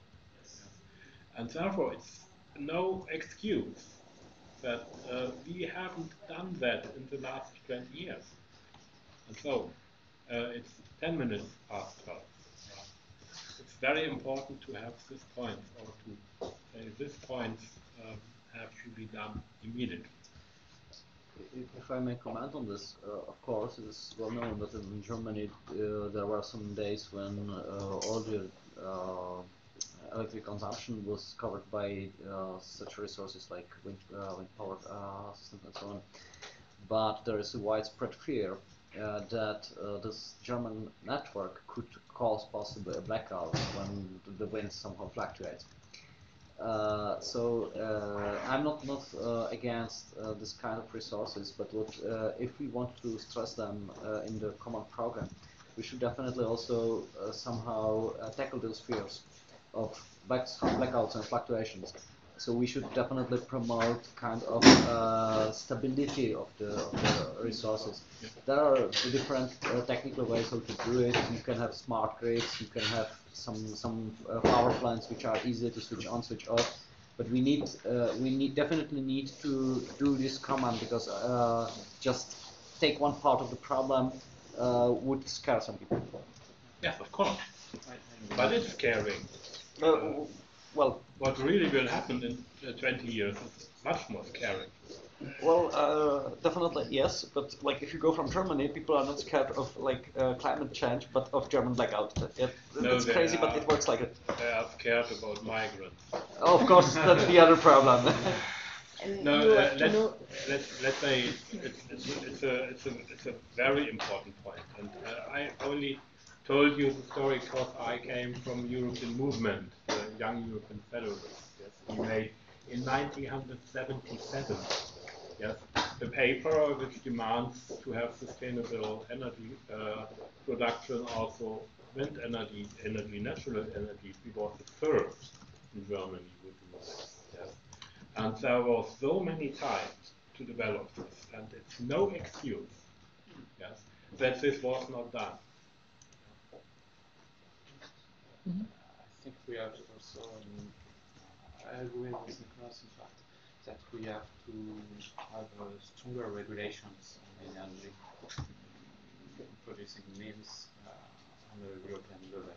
We can have all countries which are just producing energy which are very fluctuating energy, and on his own, because things are coal is bad and nuclear is bad, and we choose to move to another mean of energy, and so we have to build this regulation on a European level, and I'm not sure the free market regulation is a better one. And how do we make political choice on our energy producing system? And no one is talking about that. But also important, you have to do some also the networking, the energy networking planned on a European level. But what happens when North Germany produces too much wind energy? It goes to Poland. Yeah. Then it came to Czech. And the Czech are selling it to the double price back to Germany. Yeah, and meanwhile building some power stations to be like prepared for some fluctuations. It's crazy, and we definitely need a policy to deal with these problems, and it has to be European one because we have European one network, obviously. Yeah. And now the national networks are just destroying each other. Well, there are also such funny things like the electric network in Baltic states is not synchronized with the rest of Europe. So it's synchronized with Russia, and we should say like, like it is somehow phase moved from the European one. So this should also be solved, but and it will take some money to do it. It's not that easy. Just this is worse. Kosovo is now responsible for the quality of electricity networks. In fact, they didn't pay Montenegro or the Croatia bill, and as they are interconnected with also the network, the frequency was decreasing. The frequency of electricity was decreasing, and we decreased the quality of electricity just because Kosovo didn't pay a bill to Croatia or something like that. Yep. So the situation of European network is just fucked up. Yeah, it's fucked. Like it resulted that all the clocks which are based on the ticking of electric network were like 6 minutes moved. So I think we have to just to ask for political regulation and not only market regulations on energy. And how to make people responsible or just speak about what kind of energy they want and what kind of energy they want to save. It's a pity that we are just producing, so in France we are just producing plutonium because we're the nuclear waste just to make some light in parking, to make public light on something which is just a waste of energy. So we have to just let people express what kind of energy they want to use, what kind of energy they want to save, and not just let the market decide of what kind of energy and how to make political choice in the system. That's why on this point, as parents, we can make a call for more sobriety in the use of energy. Maybe not necessarily search for a solution how to do it by just regulation or like hard coded, because there could be softer ways how to do it. Like for example, when we are speaking about those fluctuations, you can like subsidize power sources which are correcting these fluctuations. You can proactively pay people just for solving the problem. As well as you are somehow subsidizing people for when producing green power. But then the point is, for example, France will say, okay, we can stabilize the network through our nuclear power plant. No problem, we can do that. Because we want to and then German will say, speaking about like nuclear power plants, you cannot use them to stabilize the network because it takes a lot of time to switch them on and switch them That's not true off. now. We can Okay, I won't. I will make a statement. I'm not as I've got a conflict of interest. I'm working for EDA, to the party. I'm part of the EDA force in this debate. But now the nuclear power plant can be started in in 1 hour. You can just pilot nuclear power plant to just equilibrate your network in France. You can do that. You need something that can be switched within a minute. Not a minute, but in fact, if you just change the regulation of the price, you can making the physical regulations to pilot not only the level of power. If you are doing that, not by only piloting the price of what you are piloting. Yes. You can just make another price of signal, which is the CO2, which is your saving, and not only a price which is mathematical formula, which is there is a nonsense today. So that's why I think this is much a political debate and not a free market debate. Alex, and then I'll read some mentions from the pad, you know, so even those who are only please writing raise can... your voice when you speak, because I can't hear you. So. Yes, I think we need a European action plan how to end the burning of coal and oil. I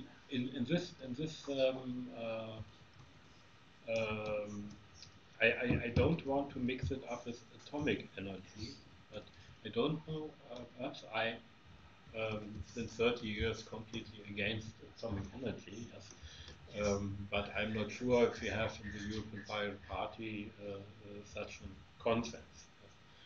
And otherwise, there is a discussion, could be atomic energy more sustainable? So on. I don't want to have this discussion here because it's not in this topic. The topic is not atomic energy, it is coal and oil.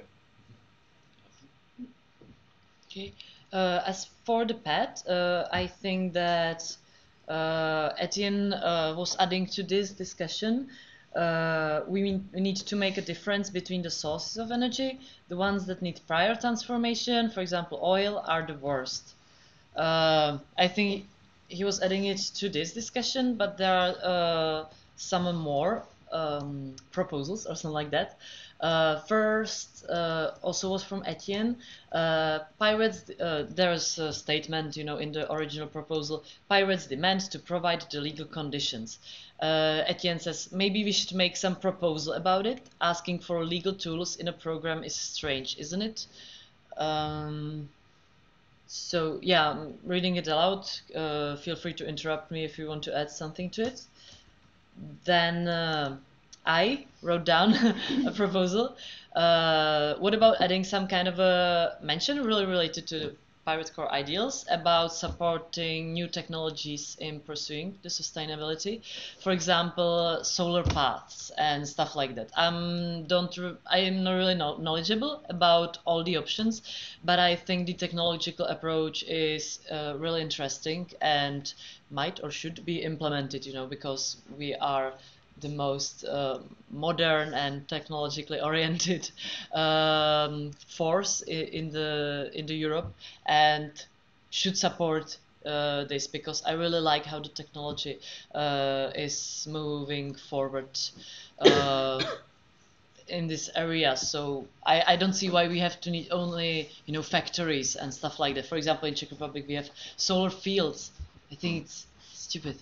Yeah, like, why to put the solar panels on fields when you can have them, you know, above garages of some, you know, buildings, or on paths actually. But yeah, that's just a proposal. Etienne supports it. 100 points. And then there is a thought from Kerstin. I remember some discussion about getting good ideas about alternative technologies of the ground, and it was stressed that SMEs were struggling at this stage when it comes to transferring one sample idea into a larger production type scale. Sorry, not an economy expert. So maybe it is worthwhile considering and even mentioning better support for SMEs to realize good ideas. So that's from the pad.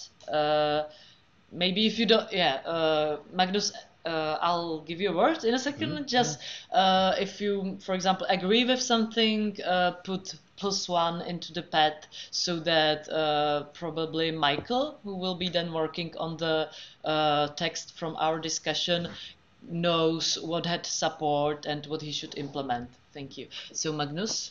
All right. So when we talk about climate action, especially on the energy part, I think it's really important to realize that the world today uses about 80% of its energy production burning fossil fuels. And this is the critical part. It's not just, I mean, it's not about carbon dioxide. That is really a greening gas. So we actually get more forests, more green earth, and it's pretty much gets bound back into our vegetation pretty fast actually. There are much worse things that is being released when burning fossil fuels, all the nitrox gases, stuff like that. But what we need to realize is that this will not be solved by wind and water and sun, because it's really not that much of a production going on worldwide, but we really need to use all our tools to lower the fossil fuel dependency that we have today, which means that we really need to acknowledge that even if we're not discussing nuclear fuel, that this is one key part of actually breaking this trend that we're having, because it's not diminishing. We are actually using more fossil fuels now than we did when we started discussing what we should be doing. So it's good to talk, but we need action, and that means that we need to take all actions we can to remove all the fossil fuels, because we're not building solar fast enough. It's not going to happen. And it's always the discussion about mining. We're not going to get rid of that even if we are building solar, because they are using a lot of mines as well. We want to keep the coal and the oil in the ground. That's our most important discussion right now. And then we can, when we solve that, then of course we can look at alternatives, but it's not going to happen that we can replace 80% or even 10% with solar and wind. It's not going to happen, because nuclear today is like 10% in total. So we are diminishing nuclear power at the same time as we're trying to fight fossil fuels. It's just, I'm sorry to say, it's retarded. It's not effective, that is true. No. So in other words, you're basically saying that fight against nuclear backfires on us because we're adding more fossil fuel burning. Yeah. Because of that fight. This happened in Germany. Is it what you're saying? No. Is it what you're saying? That's what I'm saying. And well, all right, just a second. I'm just gonna say it like this. Hola. In fact, I agree with Magnus about the problem of the fossil energy and the nuclear problem. If you you want to sustain the energy of the Europe, you need to have a linear system.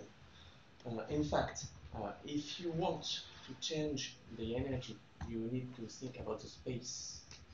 The space is with a solar emission without clouds.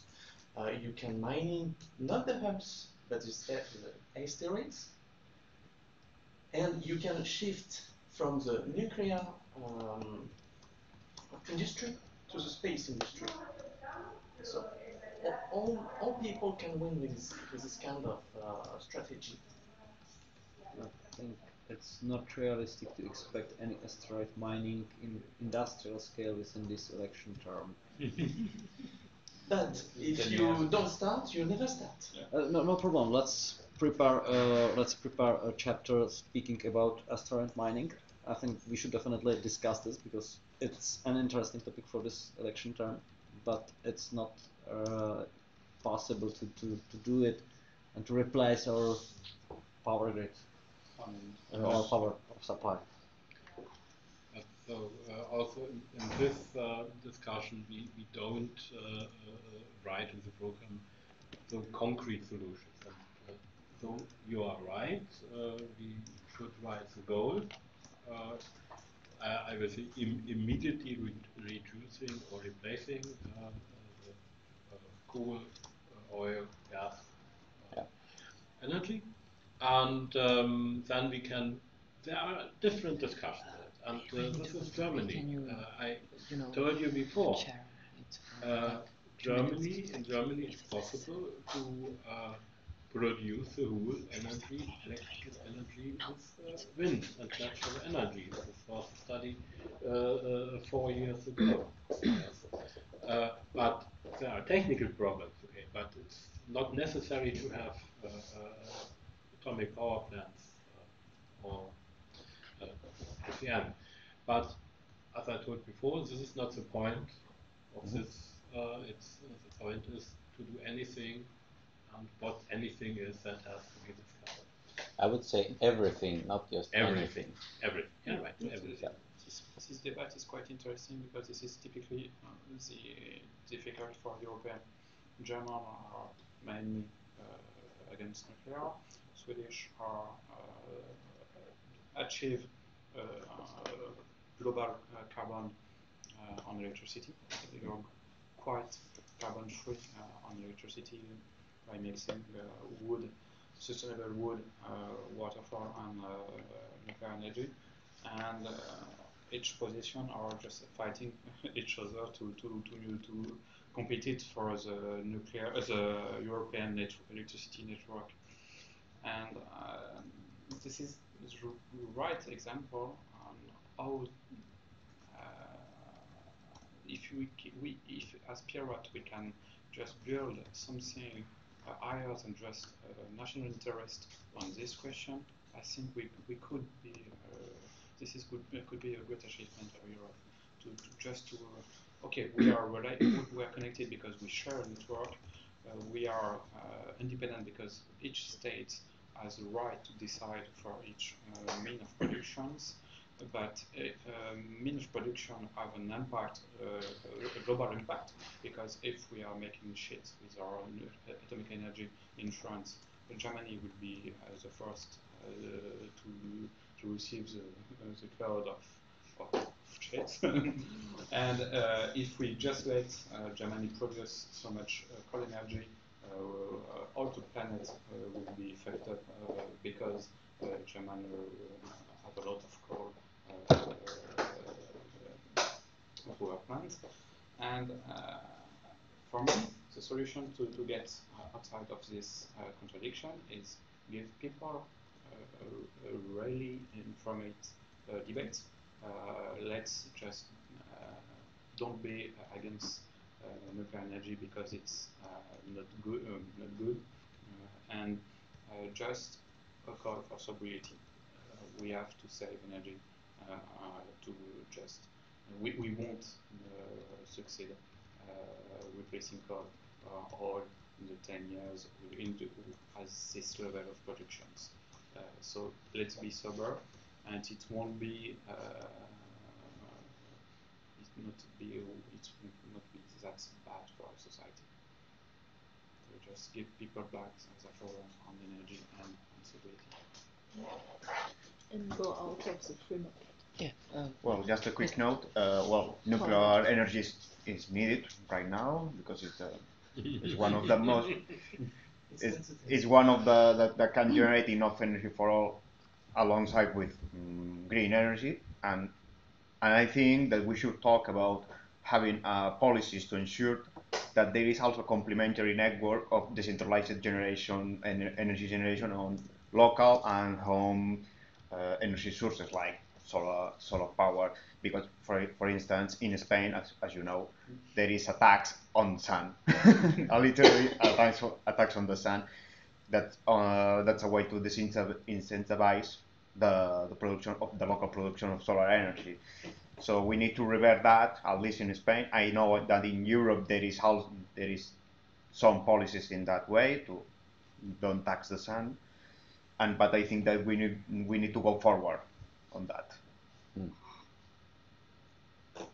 Yeah, I think that if I just a short note, we can see in history that whenever we get plentiful of energy, we make great strides when it comes to invention and also societal development and so on.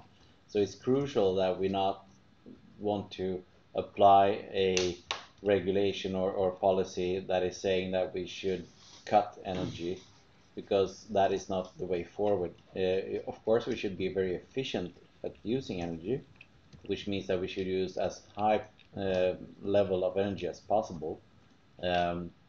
So just keep that in mind when we are discussing this topic, because we're not going back. That's not going to happen. People are very accustomed to having like air conditioning and lights and stuff like that. And Nicholas, like you said, that the main issue that we will have brownouts or blackouts because of an unbalanced network. That is the big worry, and we need to realize that this is part of the thing that people are so used to, how electricity is such a common goods, and we need to acknowledge that it's very, very much connected to the development of the world. Yeah, but on the other... No, okay. You were first. Sorry. But on the other hand, on the energy sector, actually in the policy we are always talking about the offer, how to improve the offer, how to find other resources and but you almost never had proposal to work on the demand, and I agree that the energy consumption level and the welfare of the society are linked. Nevertheless, I think we have to think about what are our needs, our real needs on energy, and how to rethink our way to use the energy. Because actually we are already in a situation where we are spending energy like that. And so it's I think a strong point in the energy policy to have the two parts, and to say let's rethink our needs and let's find a way to share energy or to find energy lower solution. And for example, for the climatization, air conditioning and so on, when you are rethinking the building, you can really lower your consumption. Miklas, second, third. Okay. Just a general meta idea. We are writing an election program. The election program, which should be accepted in many countries, which is various approaches to do energy policy. So we have to be very careful and not push too much, because it would be dangerous. So I think it is not good idea to just say, well, we do it in France or Germany or Czechia or Sweden or whatever this way, and this is the right way, and we will do it like that. Let's approach it that way. We have some energy sources. they have some advantages, some disadvantages. Let's speak about those advantages. Let's say we will mitigate these disadvantages because we have to tackle them. There are some objective ways. When we will work with the election program, we will of course do it that way. That like in Czechia we will say, hey, we put there something against blackouts in Germany. They took us seriously and they decided to accept our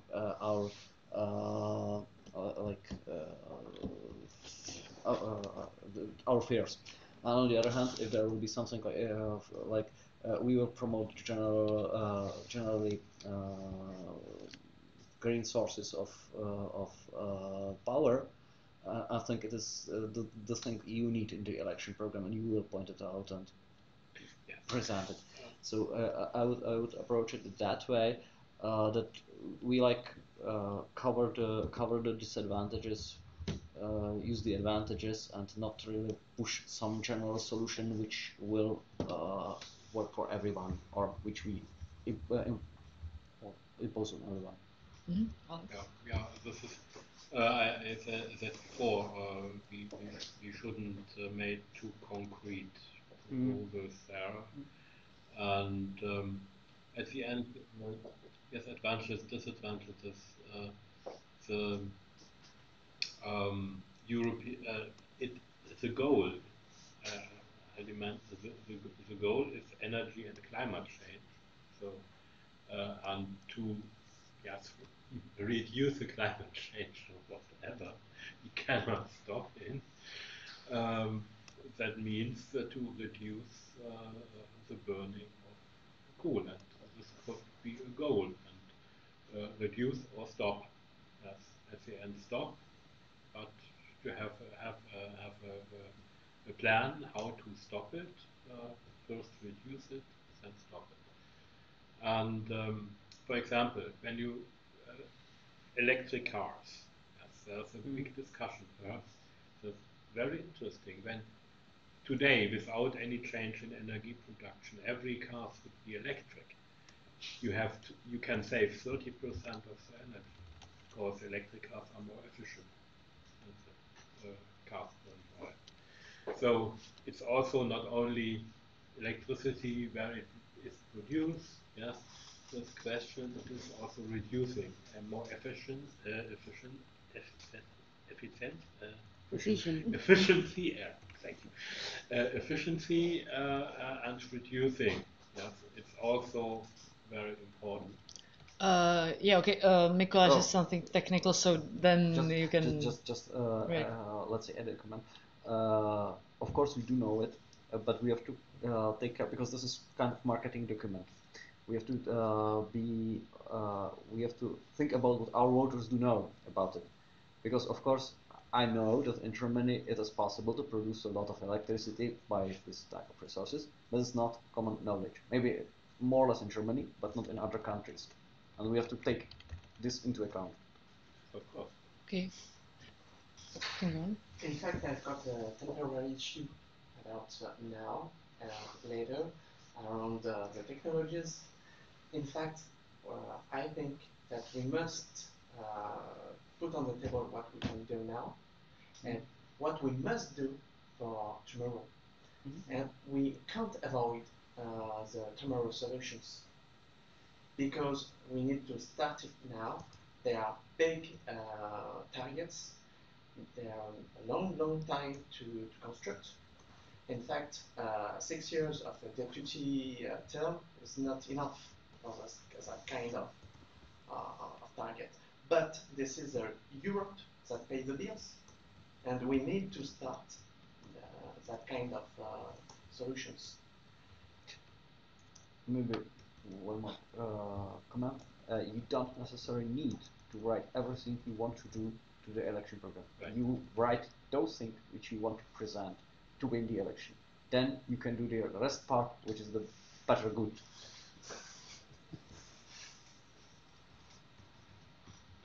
To say it another way, maybe we can in the program just add a sentence on the research and to don't cut money for new means of production in energy.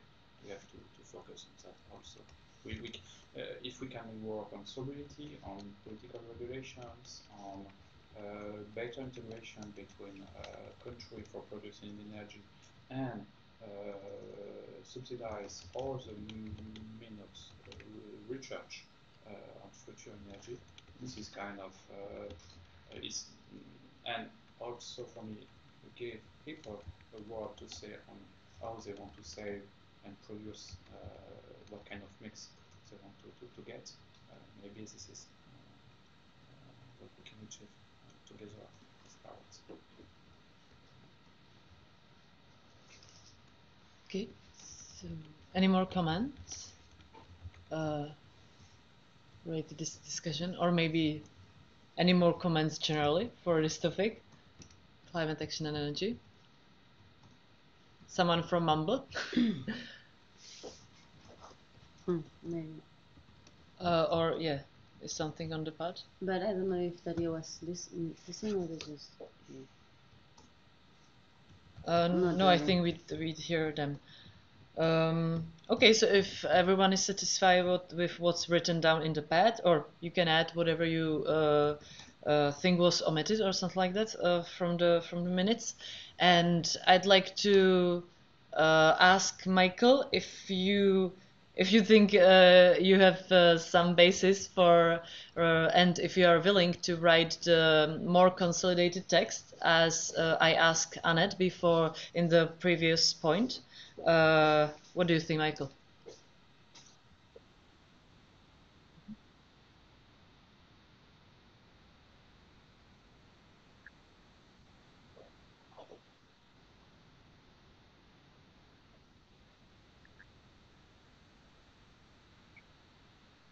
Okay, cool. Thank you very much. We've wrapped it more quickly than before. So now on the schedule is a short break. So it's 12:35. So it will be 10 minutes if you don't mind. So it's 12:45 here. 10 minutes only? Perfect. Yeah. Sorry. Short break. Short break. Yeah. I thought it was like quarter an hour. Short breaking. It used to be 15, but we are too slow. So. No, we made up for the time. No, we are on time now. Okay. I think so. Marqueta, yeah. Hi. François and Cedric. Yeah. Cedric, yeah. When I'm dividing the words. Yeah, Muriel and everyone will introduce themselves probably. So nice to meet you. I'll go outside, but we can. Muriel, isn't there or isn't this kind of cold? Or yeah, is it possible, to yes, kind of no lower the problem. temperature? Actually, Sirius asked me if it was okay, and I said definitely not lower. Yeah. Because I don't have any more clothes because outside it's. 4 heures, puisqu'on a une demi-heure de retard. Ça n'empêche pas, je suis arrivé depuis 5 heures du matin. Si je vais aller à Toulouse pour choper le train, parce que forcément le train qui arrivait une autre départ de Toulouse, je chopais.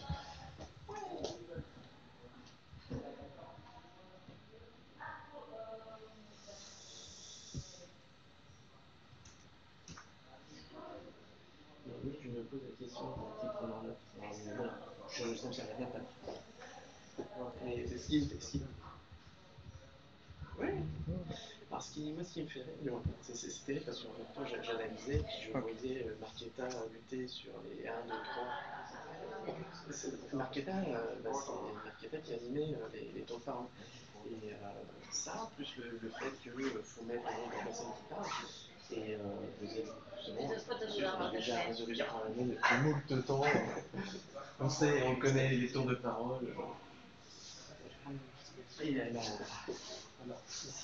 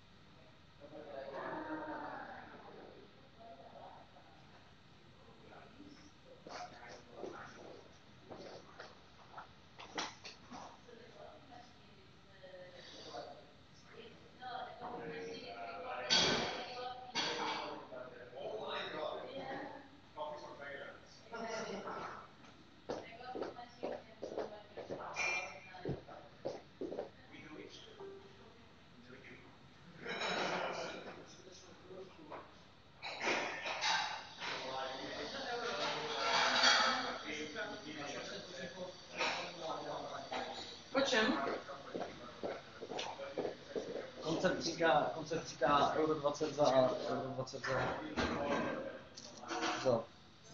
Pixel School. Jo. Můžu ti dát 2 eura? Jsi great.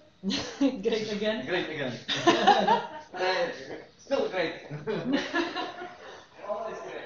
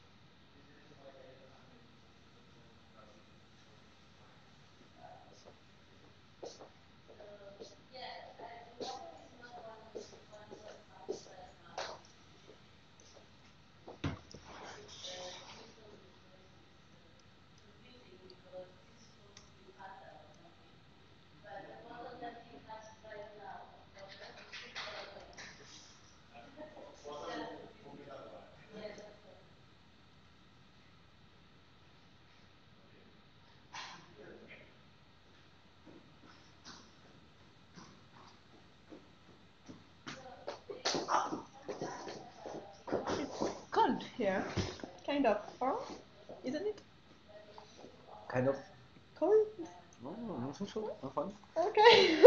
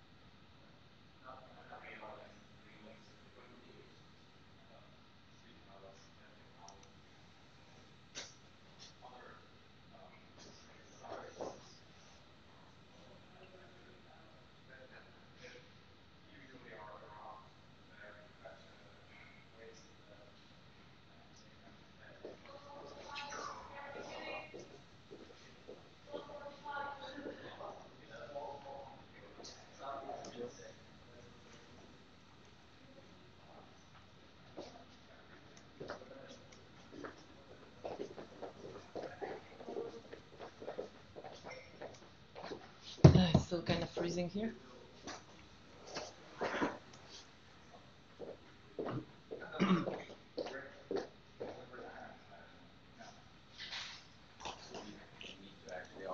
How should we produce it rather than if we should produce it? Oh, how to produce it and spend it. Yeah, right. Yeah, of course. In an environment-friendly way.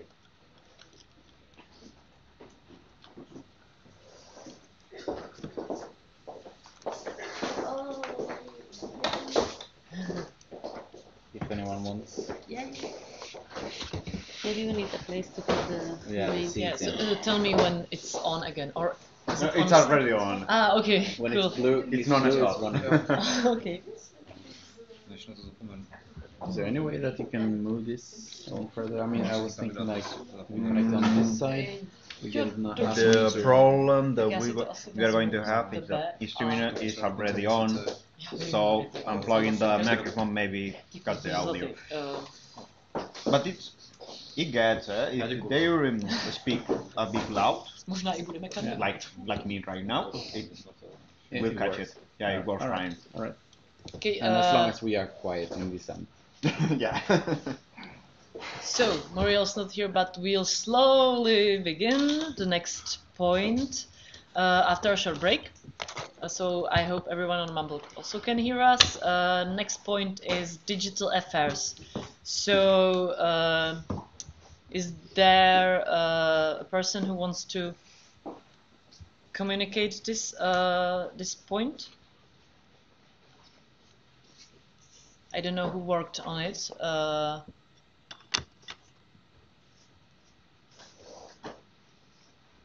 Can you someone look into the digital pad, please, the original one, and look who was in the working group? Because and Patrick, the list of the Germans developer. And is someone from them on Mumble? No. No? Bastian is on Mumble. Ah, Bastian. Yeah. Oh yes, Bastian is on Mumble. Bastian, can you hear us?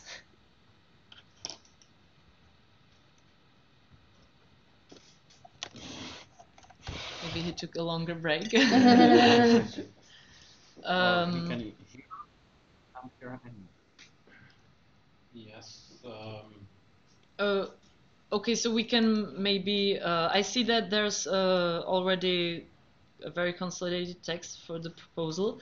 It's divided into net policy, net neutrality, and upgrading of net infrastructure. I'm not sure whether the points in net infrastructure are. Actually, can I just?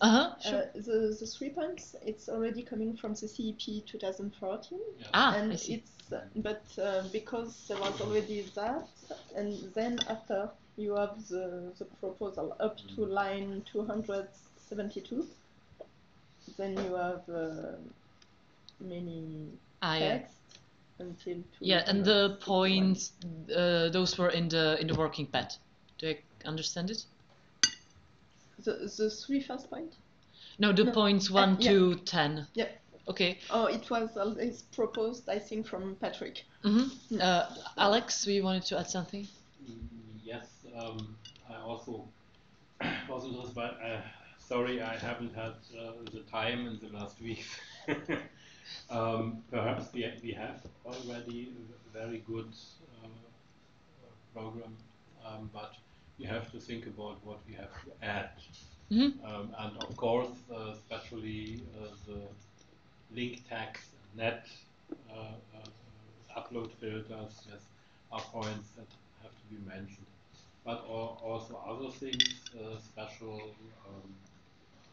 the power of Google and Facebook and the big companies. Yes, perhaps we have to think about what's our position to build up more European structures.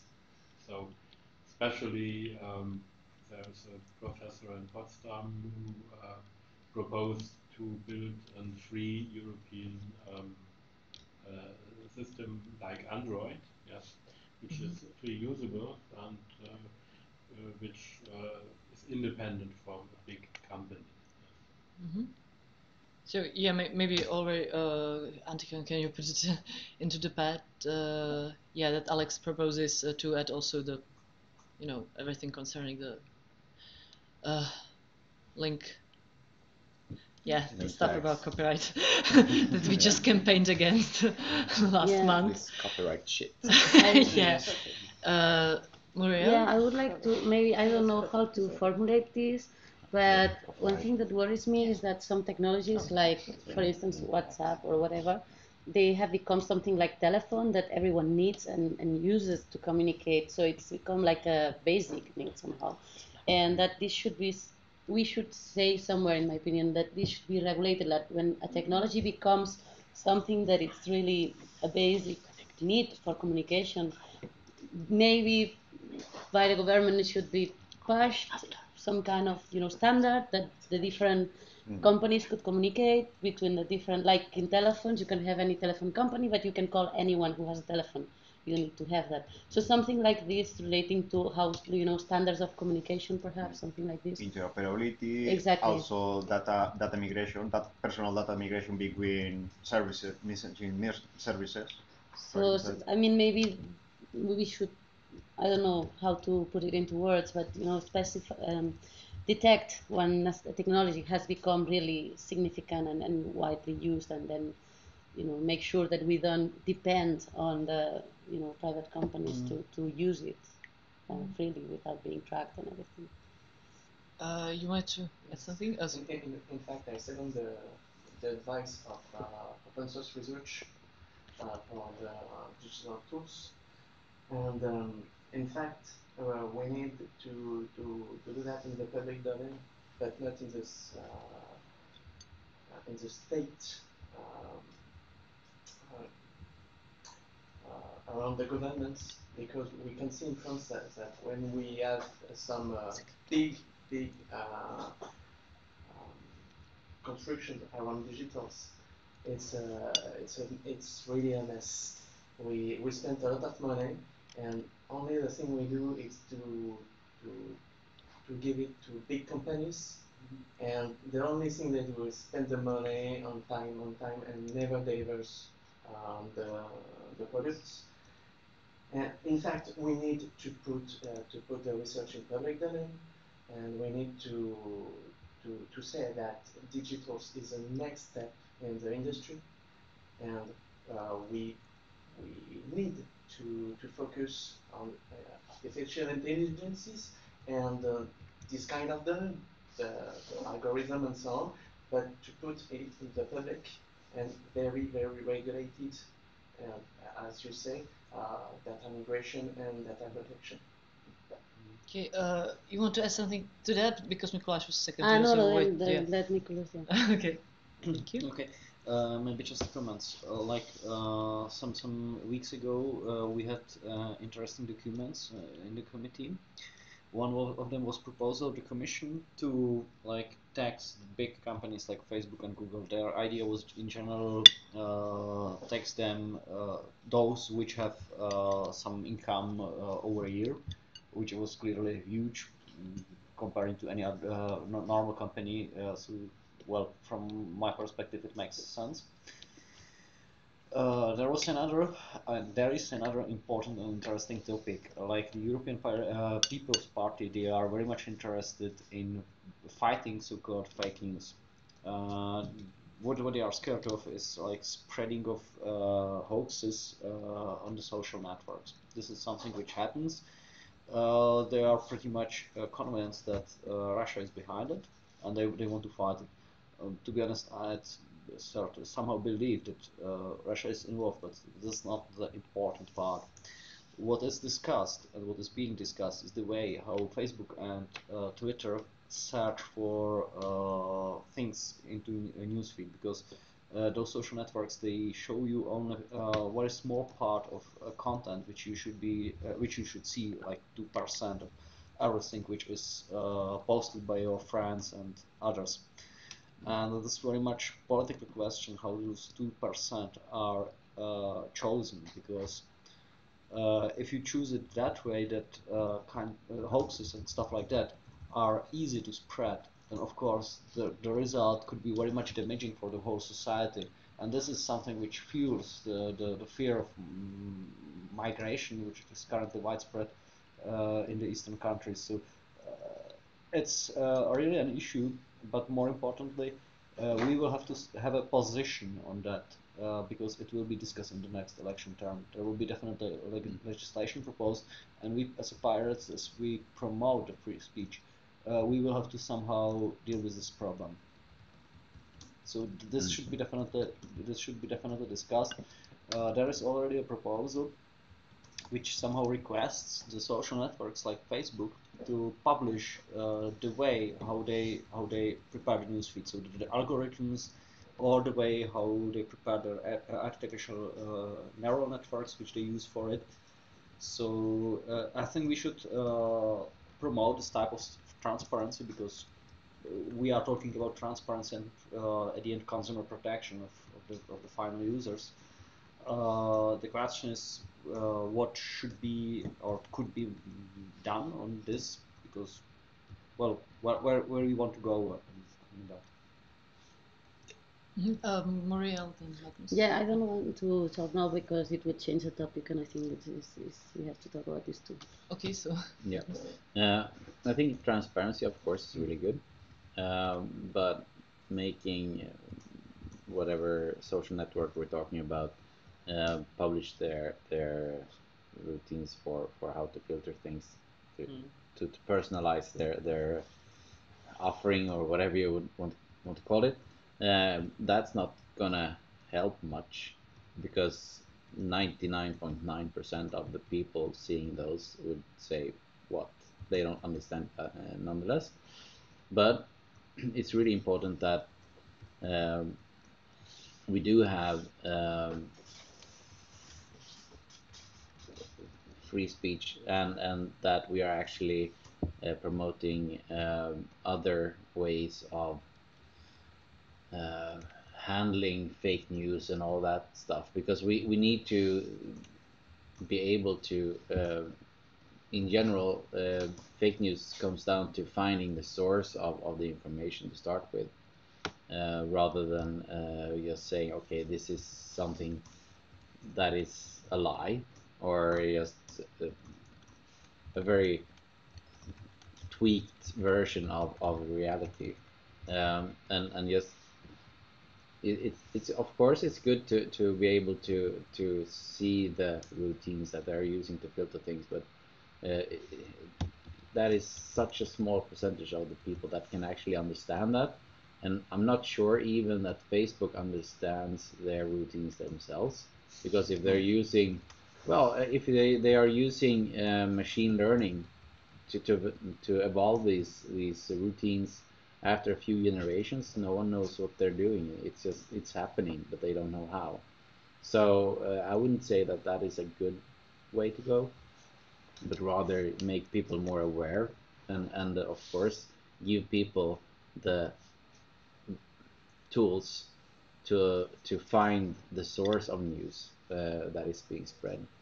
That is much more, I was thinking more like original link kind of thing, so we can actually say that this news comes from this original place, but that is too deep into detail, too technical. But just make it possible to find the source much easier than it is today, because you really can't find sources sometimes, and it ends up in some news agency that doesn't have any connection to any source that they got this from. Yep. I am definitely not convinced that the solution proposed by the Commission solves the problem. This old school politicians, and they do not know how to do it. But the question is, how would Pirate do it? Yeah. There are currently two different ways how to approach this, or like two main direction. One is the idea of Commission to impose some kind of codex on the Facebook, Google, and such social networks, which would like define the way how do they operate, which of course could be considered censorship, because government is somehow imposing the way how the informations are there of this. The Commission is willing to do it on, let's say, voluntarily based. So they say, like, this is the codex. It would be nice if Facebook would use it. Of course, the question is what happens if Facebook refuses and they start some investigations. What is the taxes paid by Facebook? It's really two big evils fighting each other. I'm not really sure how to moralize about it. But this is one way to have some kind of codex, and their other approach is to organize some kind of like body or let's say network of like people who are trying to investigate what is going on in the social networks and say, well, this information coming from this source, and because you really need a research.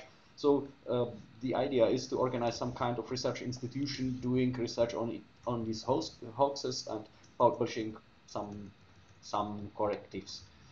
Which, well, if this would be somehow controlled by one single ministry in some national state, I would be really afraid of.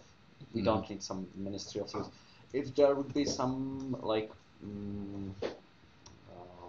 something like public TV which is independent from the government, with independent spending and stuff like that, I could possibly agree. But this is also a question for pirates. How far are we going? What is a public TV or radio or something like that, or some research institution acceptable for us to do this?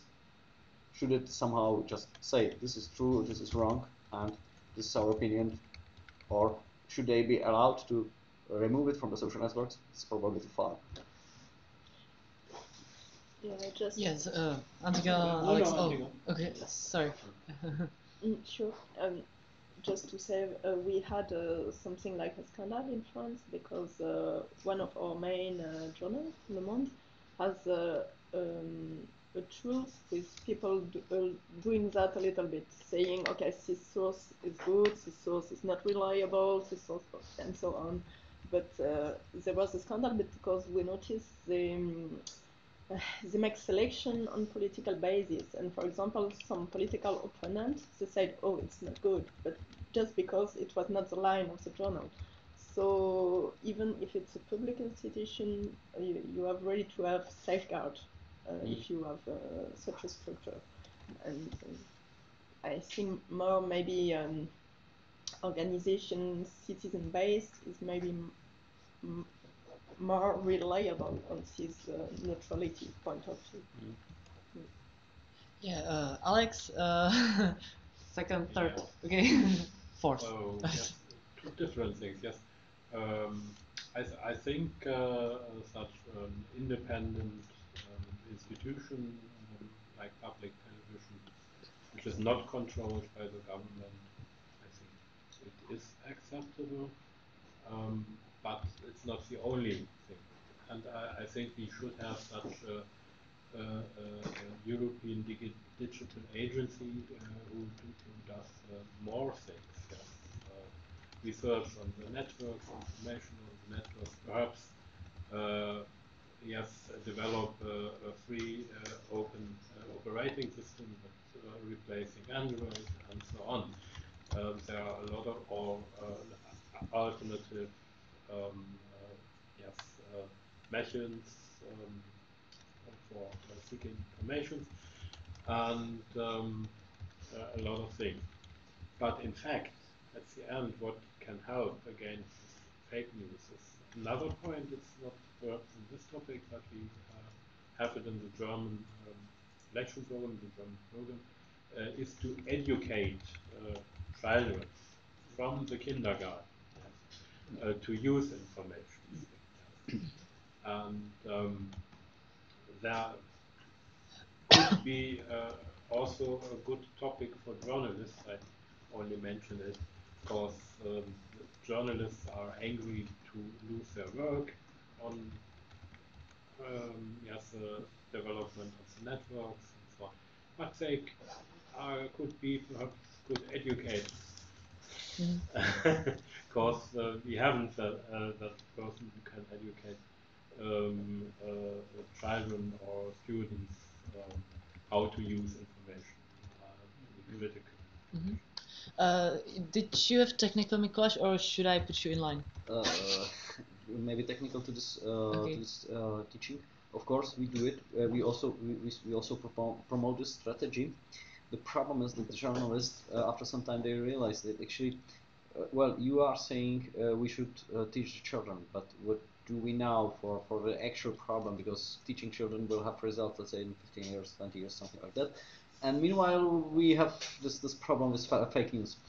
And what should be also what we should also keep in the mind is that there will be so-called deep fakes, which is the idea that you use artificial neural networks to generate, let's say, photos or videos of things which have never happened. You just say, I want to see Alexander Spitz saying whatever I want you to have you are saying, and there will be movie doing this, and it's expectable that it will have that we will have, or that this technology will be available.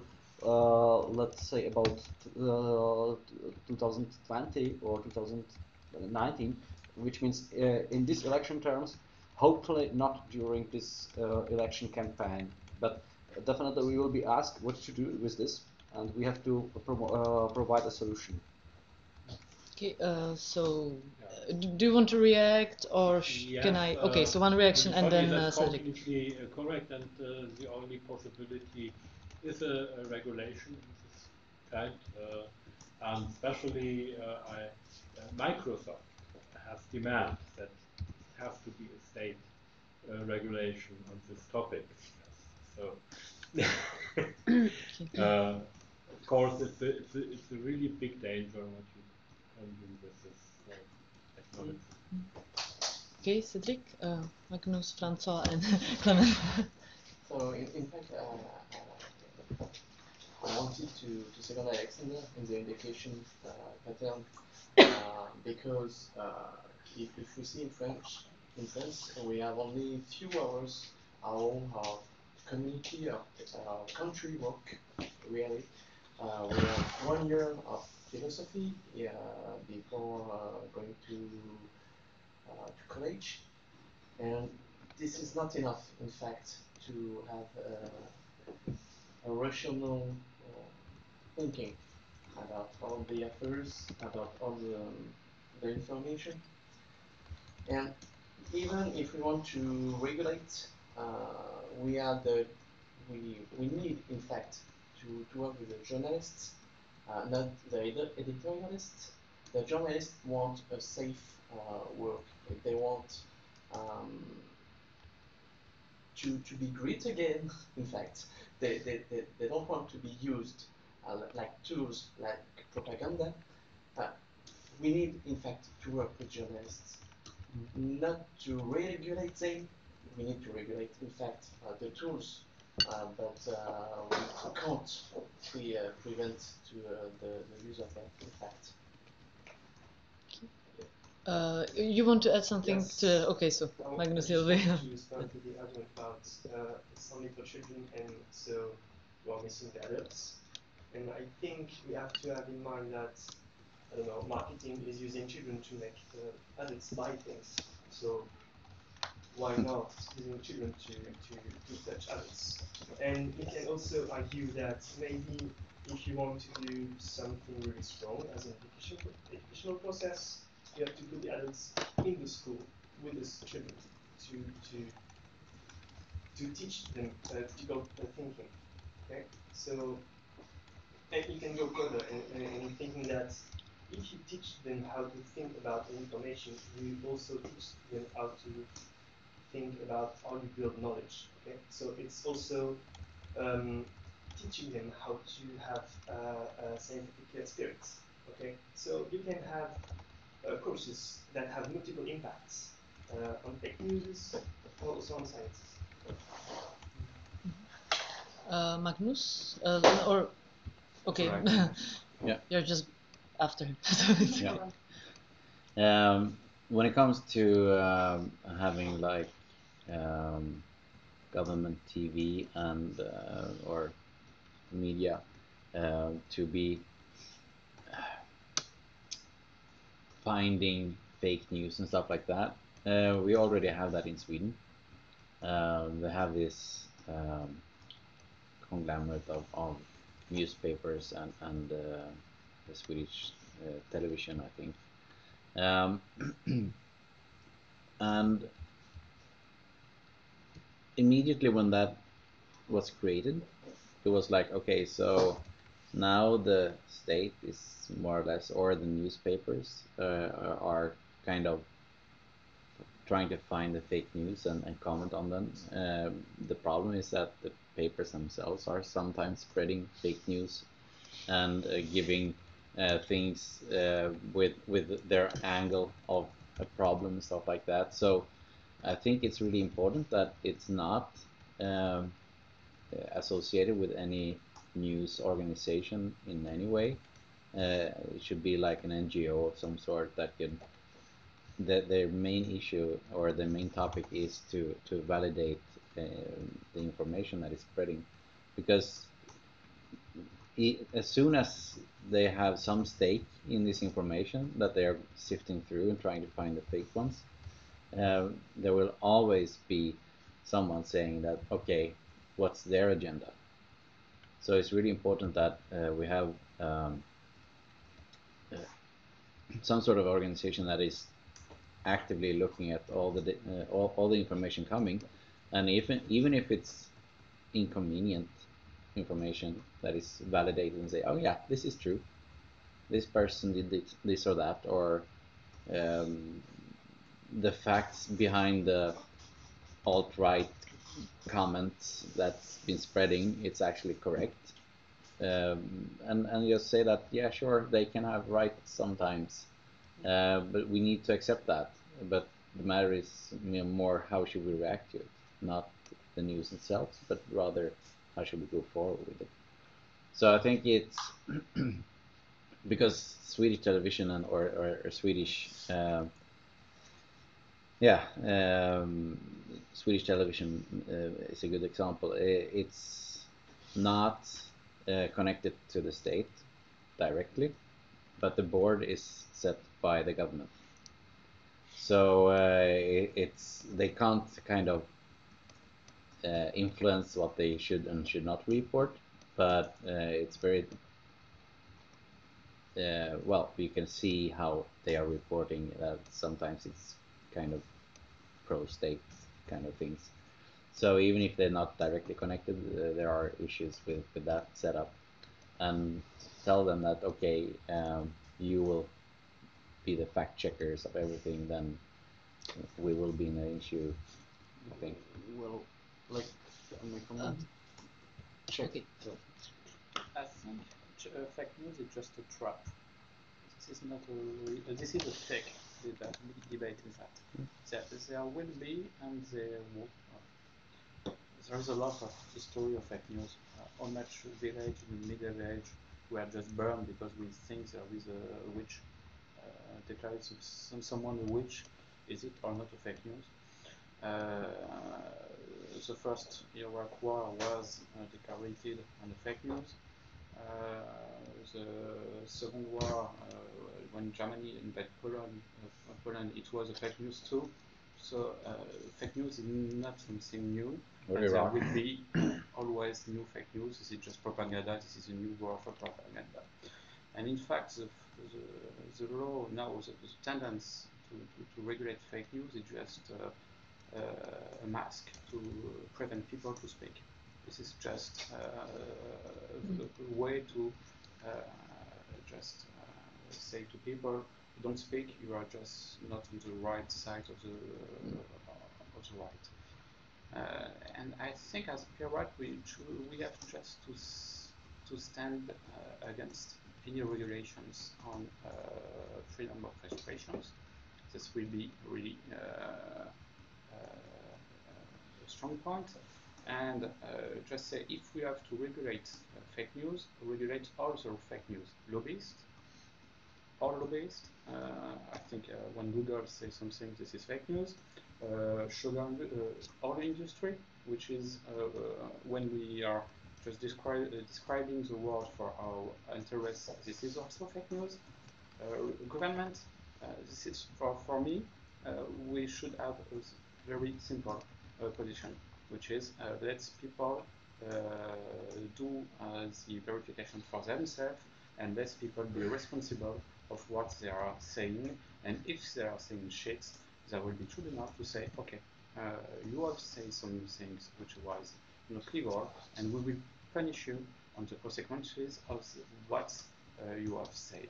And this is quite simple. We don't need algorithm. We don't need any agency of regulations. We just need tribunals with means of judging what false informations created, especially for doing bad things, have done.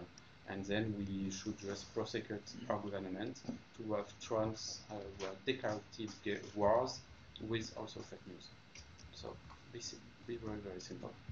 Yeah, I'm adding myself to the debate then Alex. Me first. Go for I'm the chair, I can do what I want.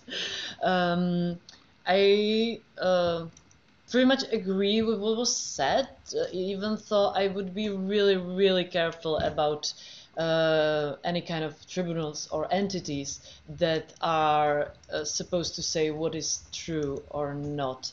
We actually had that debate in the Czech Republic, and we pretty much, well, at least within the party, agreed that we are against such entities because they are, you know, too uncontrollable or influenceable and stuff like that.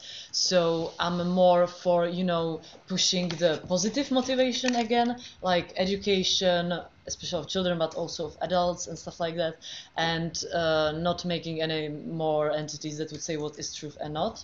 And I want to add to the fake news. I agree that it is a false debate, but also I think because or the reason why also fake news exists is, you know, not only Russia, but generally, they are trying to dissolve the truth and try to, you know, impose that something like the truth, we discussed it yesterday, doesn't exist.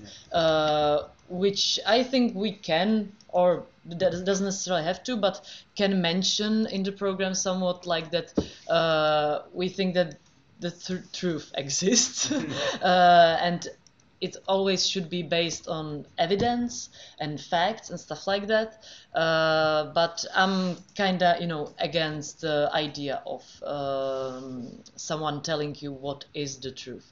It just, you know, yeah, I don't know if I'm clear because I'm not really technically, yeah, but. I don't understand. I give the speech, but when I say just when people are just justifying act of war, when you are going in war, just as our President Sarkozy is declaring war on Libya based on something which is false, and there is something there. You are making an act and you are pushing false informations to are doing something wrong. That could be judged. Just to forge false informations to make something very harmful. This is what I want to be judged, not only the judge is not there to say, okay, this is wrong, or this is false, this is the truth, or this is not the truth. But the judge is here to judge. You have forged something to do harmful. You have forged information to do something wrong. That's for me what we have to judge. Which is illegal already. Yeah. So we don't have any need for new regulation on this subject. Okay, I will give space to Alex because he was in line. Yeah, maybe they'll comment some more. Yes, but what? I think the point there are a lot of shapes of propaganda. Yes, and you have, I think, very so you have this political lie. This political lie, I think you can see political reason. There is a tale in a war. The first victim is the truth. Yes, and you know us. When you think, you know that everybody lies for a special reason. But you have another very big problem in Germany called Volksverhetzung. I have translated rabble-rousing, which is not only propaganda. It is to bring people think about in a different way. And we have this this right-wing fascist movement. There is a common method to telling wrong stories, fake news, and telling them so long as all people believe that. And now I think fake news is a modern specialty of that, because it could be used with the social media, with the internet in a way. Of course, it's based on that what you say. It's also rumors in the Middle Age, also in a small village, but now the whole world is yes, and this has this more potence that the fake news will have a big impact also on politics. Yes. And so, but I agree, I said it before, it's not possible, you cannot doing really against it, that people say what they say, but you have to educate people, you have to work against it, and perhaps make transparent where the interests are. Because you can really, the first thing when you hear some fake news or some news, you have to ask, who is interested in this? Okay, Magnus was first, but if you yes, second. Comment. I guess we all know about April 1st, which is the only day when fake news doesn't really work. And I feel like we need to get people into that mode of thinking all the year. So I think maybe we should constant vigilance. Yeah, propose kind of the information truth day or whatever, to just lift this idea of everything that is being said shouldn't be considered as a truth, and like you're saying, that we need to educate our kids, and that is really of course in the long run really important. And I would say that kids even today are so much better at spotting fake news than older people. I would say it's in general people my age and older that is having issues with the idea that news that are spread is not the truth, because we are kind of grown up with newspapers and government TV, and everything that is written, everything that is said on TV is true. It wasn't true then either, by the way, but it was more a consensus. So this is more, I think, a matter of educating older people, and maybe that is something that we need to have as a program to start building from top down as well as bottom up when it comes to age. I think that people like in the 15s and 20s, somewhere around there, they are quite okay with this. They can work it out, but the people that are 45 plus, they are having serious issues.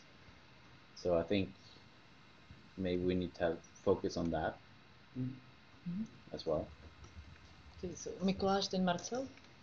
Yeah, I think the discussion somewhat summarized the pirate approach. So we will probably go to some kind of fight with this conservative parties which want to regulate it. I would just like to go back to the beginning of the debate, because I don't think we are currently, or when we speak just about the social networks and the way how the informations are spreading there, we have to face the fact that actually a lot of informations are already like blocked or like disappearing, because as I said, there are 2% of content which you see, which means there's 98% which disappears. This is already censored, and it is very much a political question, because if Facebook decides, okay, I don't like Pirate Party or of whatever country, and say decrease the chance that they will appear in the newsfeed by like 50%, you will probably not realize it, but your organic reach will be so lower that you will cease to exist as a party. Or on the other hand, if they decide, well, let's twice it or multiply it 10 times, it will result that suddenly they will create a party which will suddenly succeed in election, and no one will even know that this was somehow influenced. So I think what we need is kind of prevention, is the start of misuse by really big companies like Facebook, Twitter, Google, and those which are in charge of searching content for us.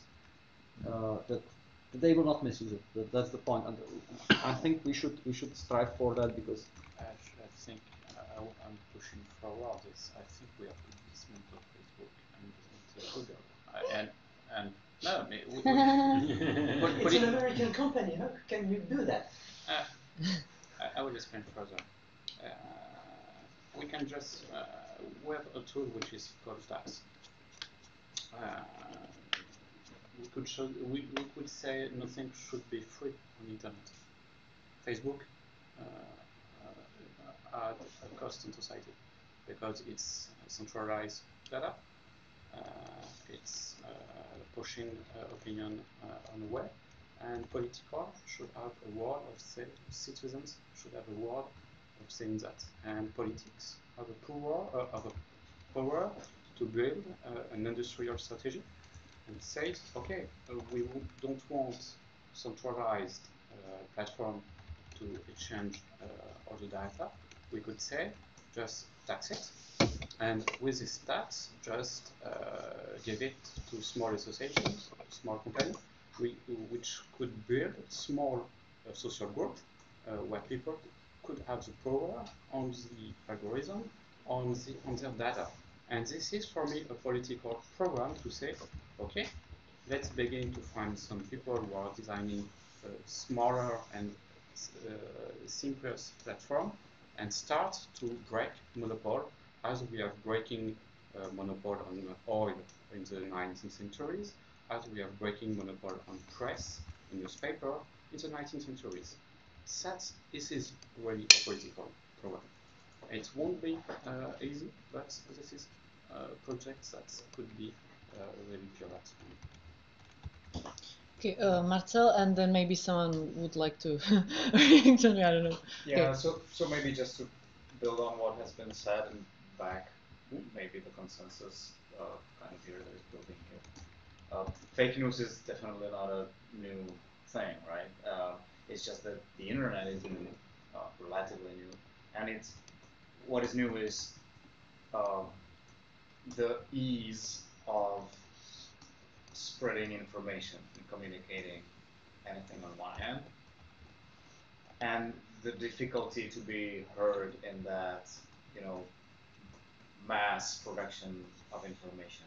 So combined with what Mikuláš said, like huge companies will have technologies that they will have the possibility to actually distort the reality in the information that we're sending out, because we'll have video where Alexander will say, I support nuclear energy. So and it will spread exponentially. Yeah. So getting back to fake news and the regulation, unfortunately, I don't think that regulation on fake news per se is going to solve the problem, because the solution, as it has always been in the past, is to make the society less vulnerable to these type of attacks by protecting the society, by regulating the internet and social media. To protect the society from fake news, you're actually making the society more vulnerable to these type of attacks, and you're opening doors to censorship, right? So, and I agree to the point that this can easily be taken as, you know, just an excuse to start massive censorship, as we have already seen in the past, and as we have already seen even recently in the past with other types of issues like child pornography, terrorism, and these type of things that were used by copyright holders to actually have their foot in the door, to start regulating the internet and how the information is shared, because they wanted to have their monopoly on the copyright. And this is even worse, because this is where the governments might want to have their stake in and their foot in the door, and start censoring information and only spreading what like they need. This is not the future that we want. Right? And I wanted to reflect something that Nicolas said, but I forgot what it was. It was probably awesome. Okay, so thank you, for the wrap up. There you go. Okay. I know. No, you were adopted. Okay, I would like to point that although the debate about fake news is interesting, this is digital affairs. And I would like to point that we should talk about different subjects, like, for instance, or instance on blockchain technologies that they are appearing in several legislations around Europe and also outside Europe. Well, that was my only example, but you get the point. Yeah. So maybe even to that and kind of transition the topic or these two topics, like connect them together. It is interesting to see that like we're discussing that because it belongs to the digital affairs. Because as Mikołaj said, we have it in our committee, and it touches the area because it's regulating the internet, the social networks, etc. Right? The interesting thing is that we're discussing only that small portion of the internet that might actually generate a huge volume of information, but and how it connects to blockchain and other technologies. We're only solving by regulating fake news the problem on the web, and particularly on the social media, right? But once you start regulating this, you'll have new technologies that will be as a spin-off of this, as a reflection on this regulation, that would be out of the web, out of the social media, that will be based on blockchain technologies or any other kind of peer-to-peer technologies that would be technically more difficult to regulate. And even if they are technically, if it's possible to technically regulate it, the law will always be slower than technology. So again, education, right? You need to make the society less vulnerable to these attacks, and not making laws and laws and laws that protect them from this misinformation, because there'll be new technology and people will spread information in other ways that is not protected by the law. Yeah. In fact, it's just a summary. We say there is a concept about laws that I've heard of. It's about the law must be a technology. The law must be disconnected from the technology. In fact, we must have some concepts. This is why education is a solution and not regulation, because regulation is based on the technology. So I totally agree with what you said. Just like that. In fact, about the spin. Oh, maybe there's, if I may. Yeah. Sorry. There, I just recalled what was told here concerning Google and Facebook, and that they have monopoly basically on filtering the information for you. Well, I think that's another kind of like level of the education, right? That these companies that provide centralized proprietary services are not actually what we want to use. Like, people are using that heavily these days, but for me, for instance, as a IT expert, that is a really, really wrong solution, right? You need to have a federated network that is free software, that works kind of like independently on the body that actually governs that everything and then filters that all for you. So I think, well, I don't have a solution, right?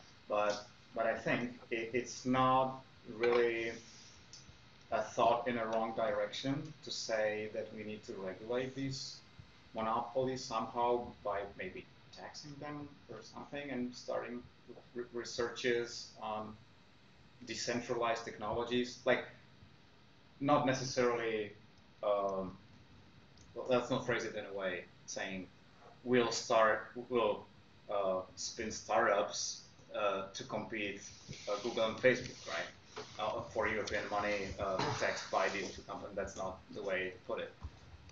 But I think it's fair to fund research on decentralized technologies in general, right? Because we need to explore that space.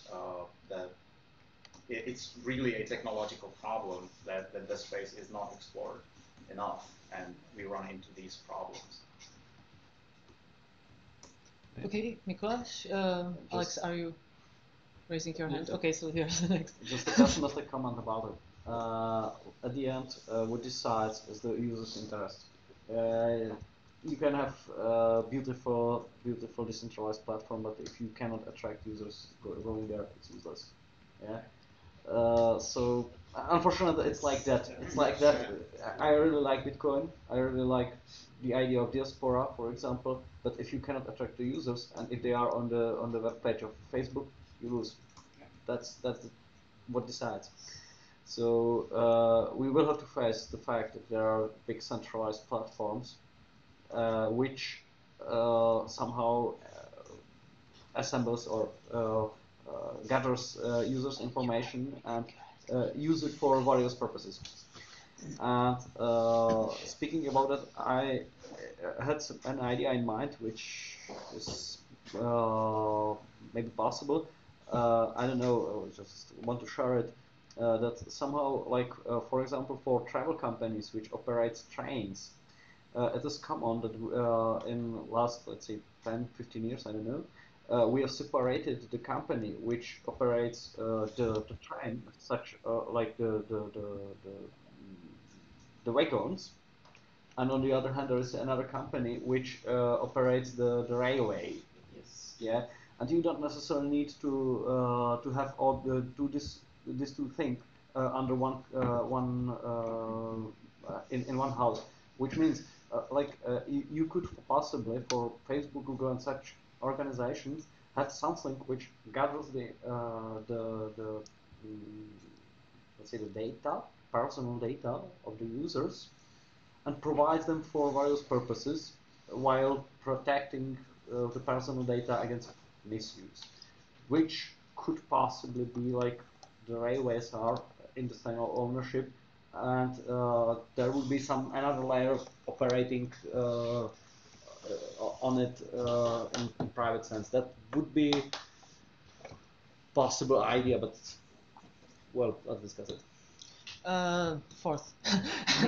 Alex, Muriel, Cedric, Marcel.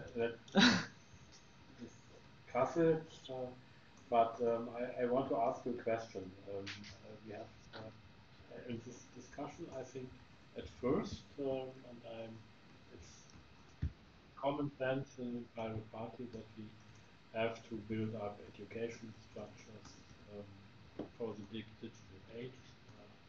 And should this a part in this digital program? Because it is the topic is on the one hand education, but the other hand it's a special education which I think could be part of the digital program. And the second question is yes, also Nicolas said this. I said some minutes ago, perhaps we need such a European Digital Agency, which does this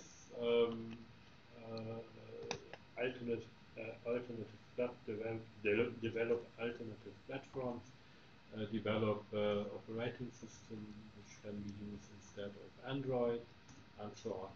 I think this could be one step in the direction to become more independent from this big company.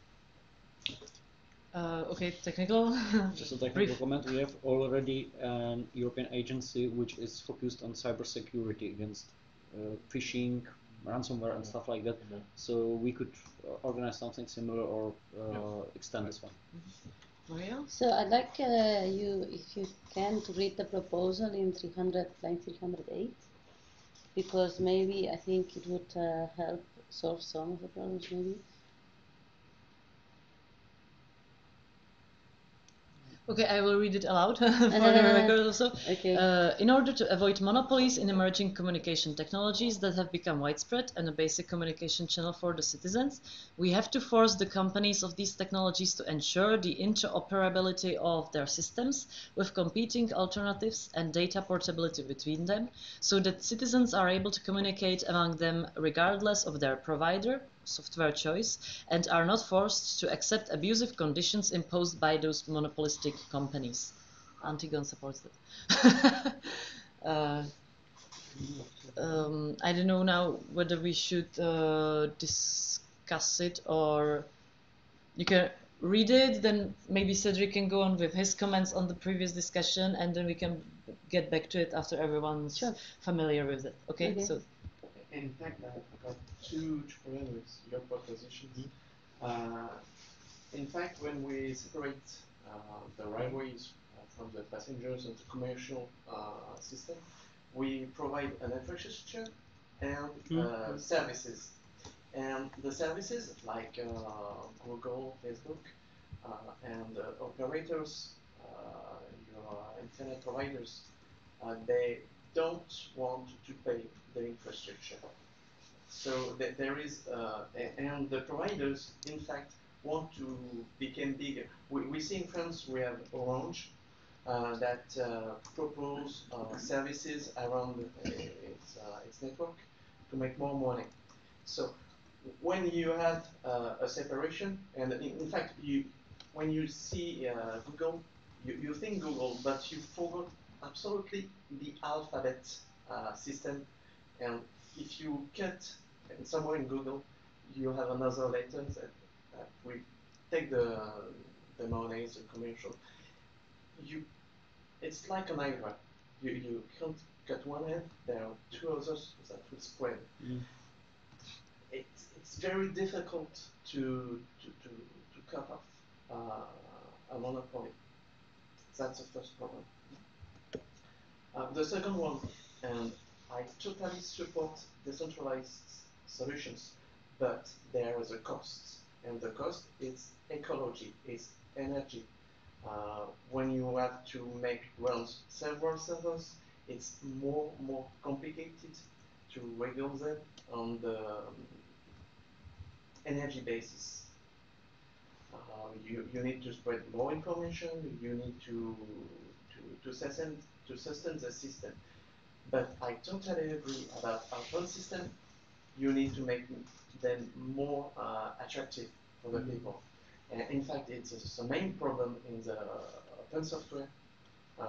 They are made by technicians, not humans. I'm a technician, so I also love open source. Okay, Marcel? Yeah, I forgot what I wanted to say. It's been a long time.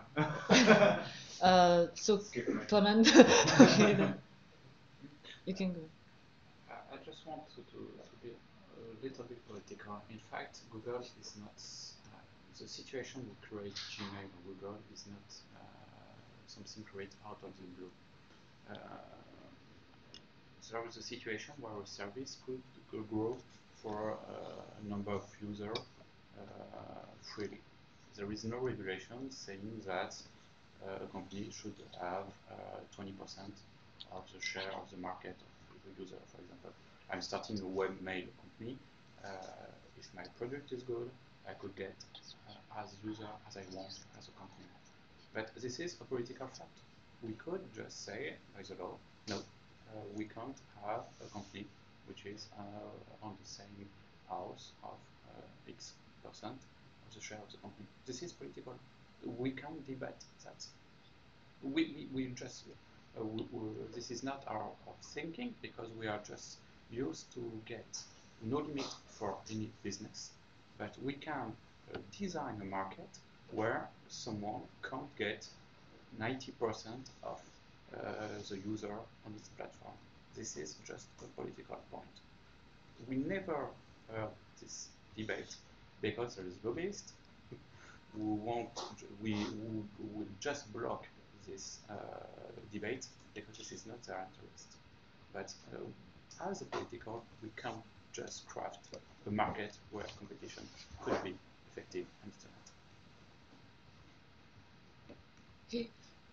So now, as we are running out of time and have some reservation for lunch, I have I have a proposal with, you know, two options, and I'd like us to decide which one to go. Either we can, you know, finish it like this, that we discussed something, there's a lot, big discussion, and I suggest, I don't know who on the Mumble is in the working group, but I would propose or suggest that someone who's present here, or maybe even on Mumble and really listen to this, will, you know, take lead in working on the consolidated text, because the person present here, you know, heard all the arguments and maybe we didn't catch everything, so they can really, you know, work on that. Not, you know, I'm not saying that the sole person should write it, but be the leading force of the working group that will work on the consolidated text, and that would be it for the digital affairs today. Or we can, the second option is we can discuss it more after the lunch, and well, I know for sure that we have some time in the agenda later on, because the agenda is written until I think 7 p.m. and I think you said the, you know, evening program is later, so we have like maybe even hour plus, so we can discuss it more. But it's up to you. What do you want? Do you want to finish it like that and work online on it, or do you want to discuss it more after lunch? We can vote on it. Or Alex, do you want addition? No, I think we have to go in the next meeting of the Digital Affair Group. I have it here in the pad.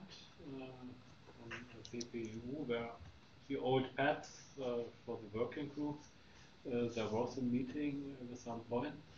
I know it was Thomas Gaul who also took part, or Bastian and Mumble, but I cannot speak for them. So my proposal is and I have to be there, go to the Mumble meeting with this input of our discussion today, and try to condense this text to the main points. Yeah, well, I think Bastian and Thomas have the access to the pad also, so they can read through the whole discussion. So I'm not sure. Is it the third proposal or?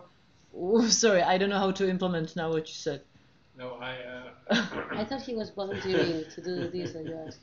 Only. We'll okay. Go to the group it's not and a have new the digital proposal. person. I only want to speak that we have to go to the working group. Yeah, definitely. Okay. But that's something for each group we are now discussing. Each group should definitely meet after this online.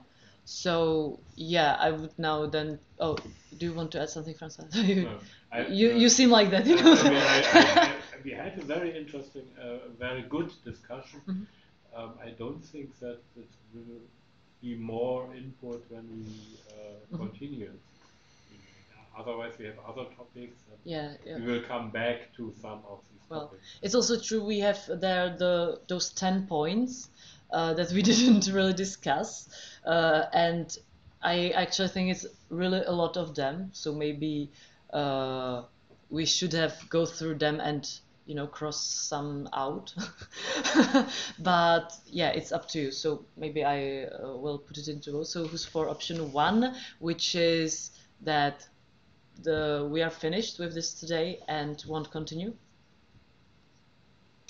Yes, I'm for 1. Okay. We'll come back later. And who's for option 2, that we'll discuss it like, I don't know, 45 minutes more after the lunch? Maybe we can decide also after lunch also. Well, I would also like for the listeners, to know what will happen after this. Yeah, I'm also more for option 2, but a lot of people didn't vote, so you abstain, all of you. Okay, so 1 vote for option 1, and I think I've seen like 4 hands for option 2. So yeah, okay, so we'll finish. We'll continue with the discussion after the lunch. Mumble and for like 45 more minutes, and then we'll continue with structural funds. So we are leaving you for now and we'll be here back at like 3 o'clock, maybe a little bit later, but we'll try to be 3 o'clock fast. Okay, thank you. Just a question, can we light everything here? Yes, no problem. This will be serious will be first.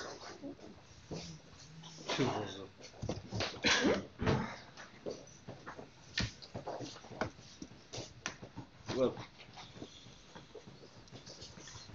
there's an article about like currently proposed Austrian proposals for European migration politics. Oh. Well, what the fuck is this? Like, that can't be good. No, it's not on the part. I will send you a link. Like, it's in German actually. Ich kann Deutsch. Yeah, I can read that.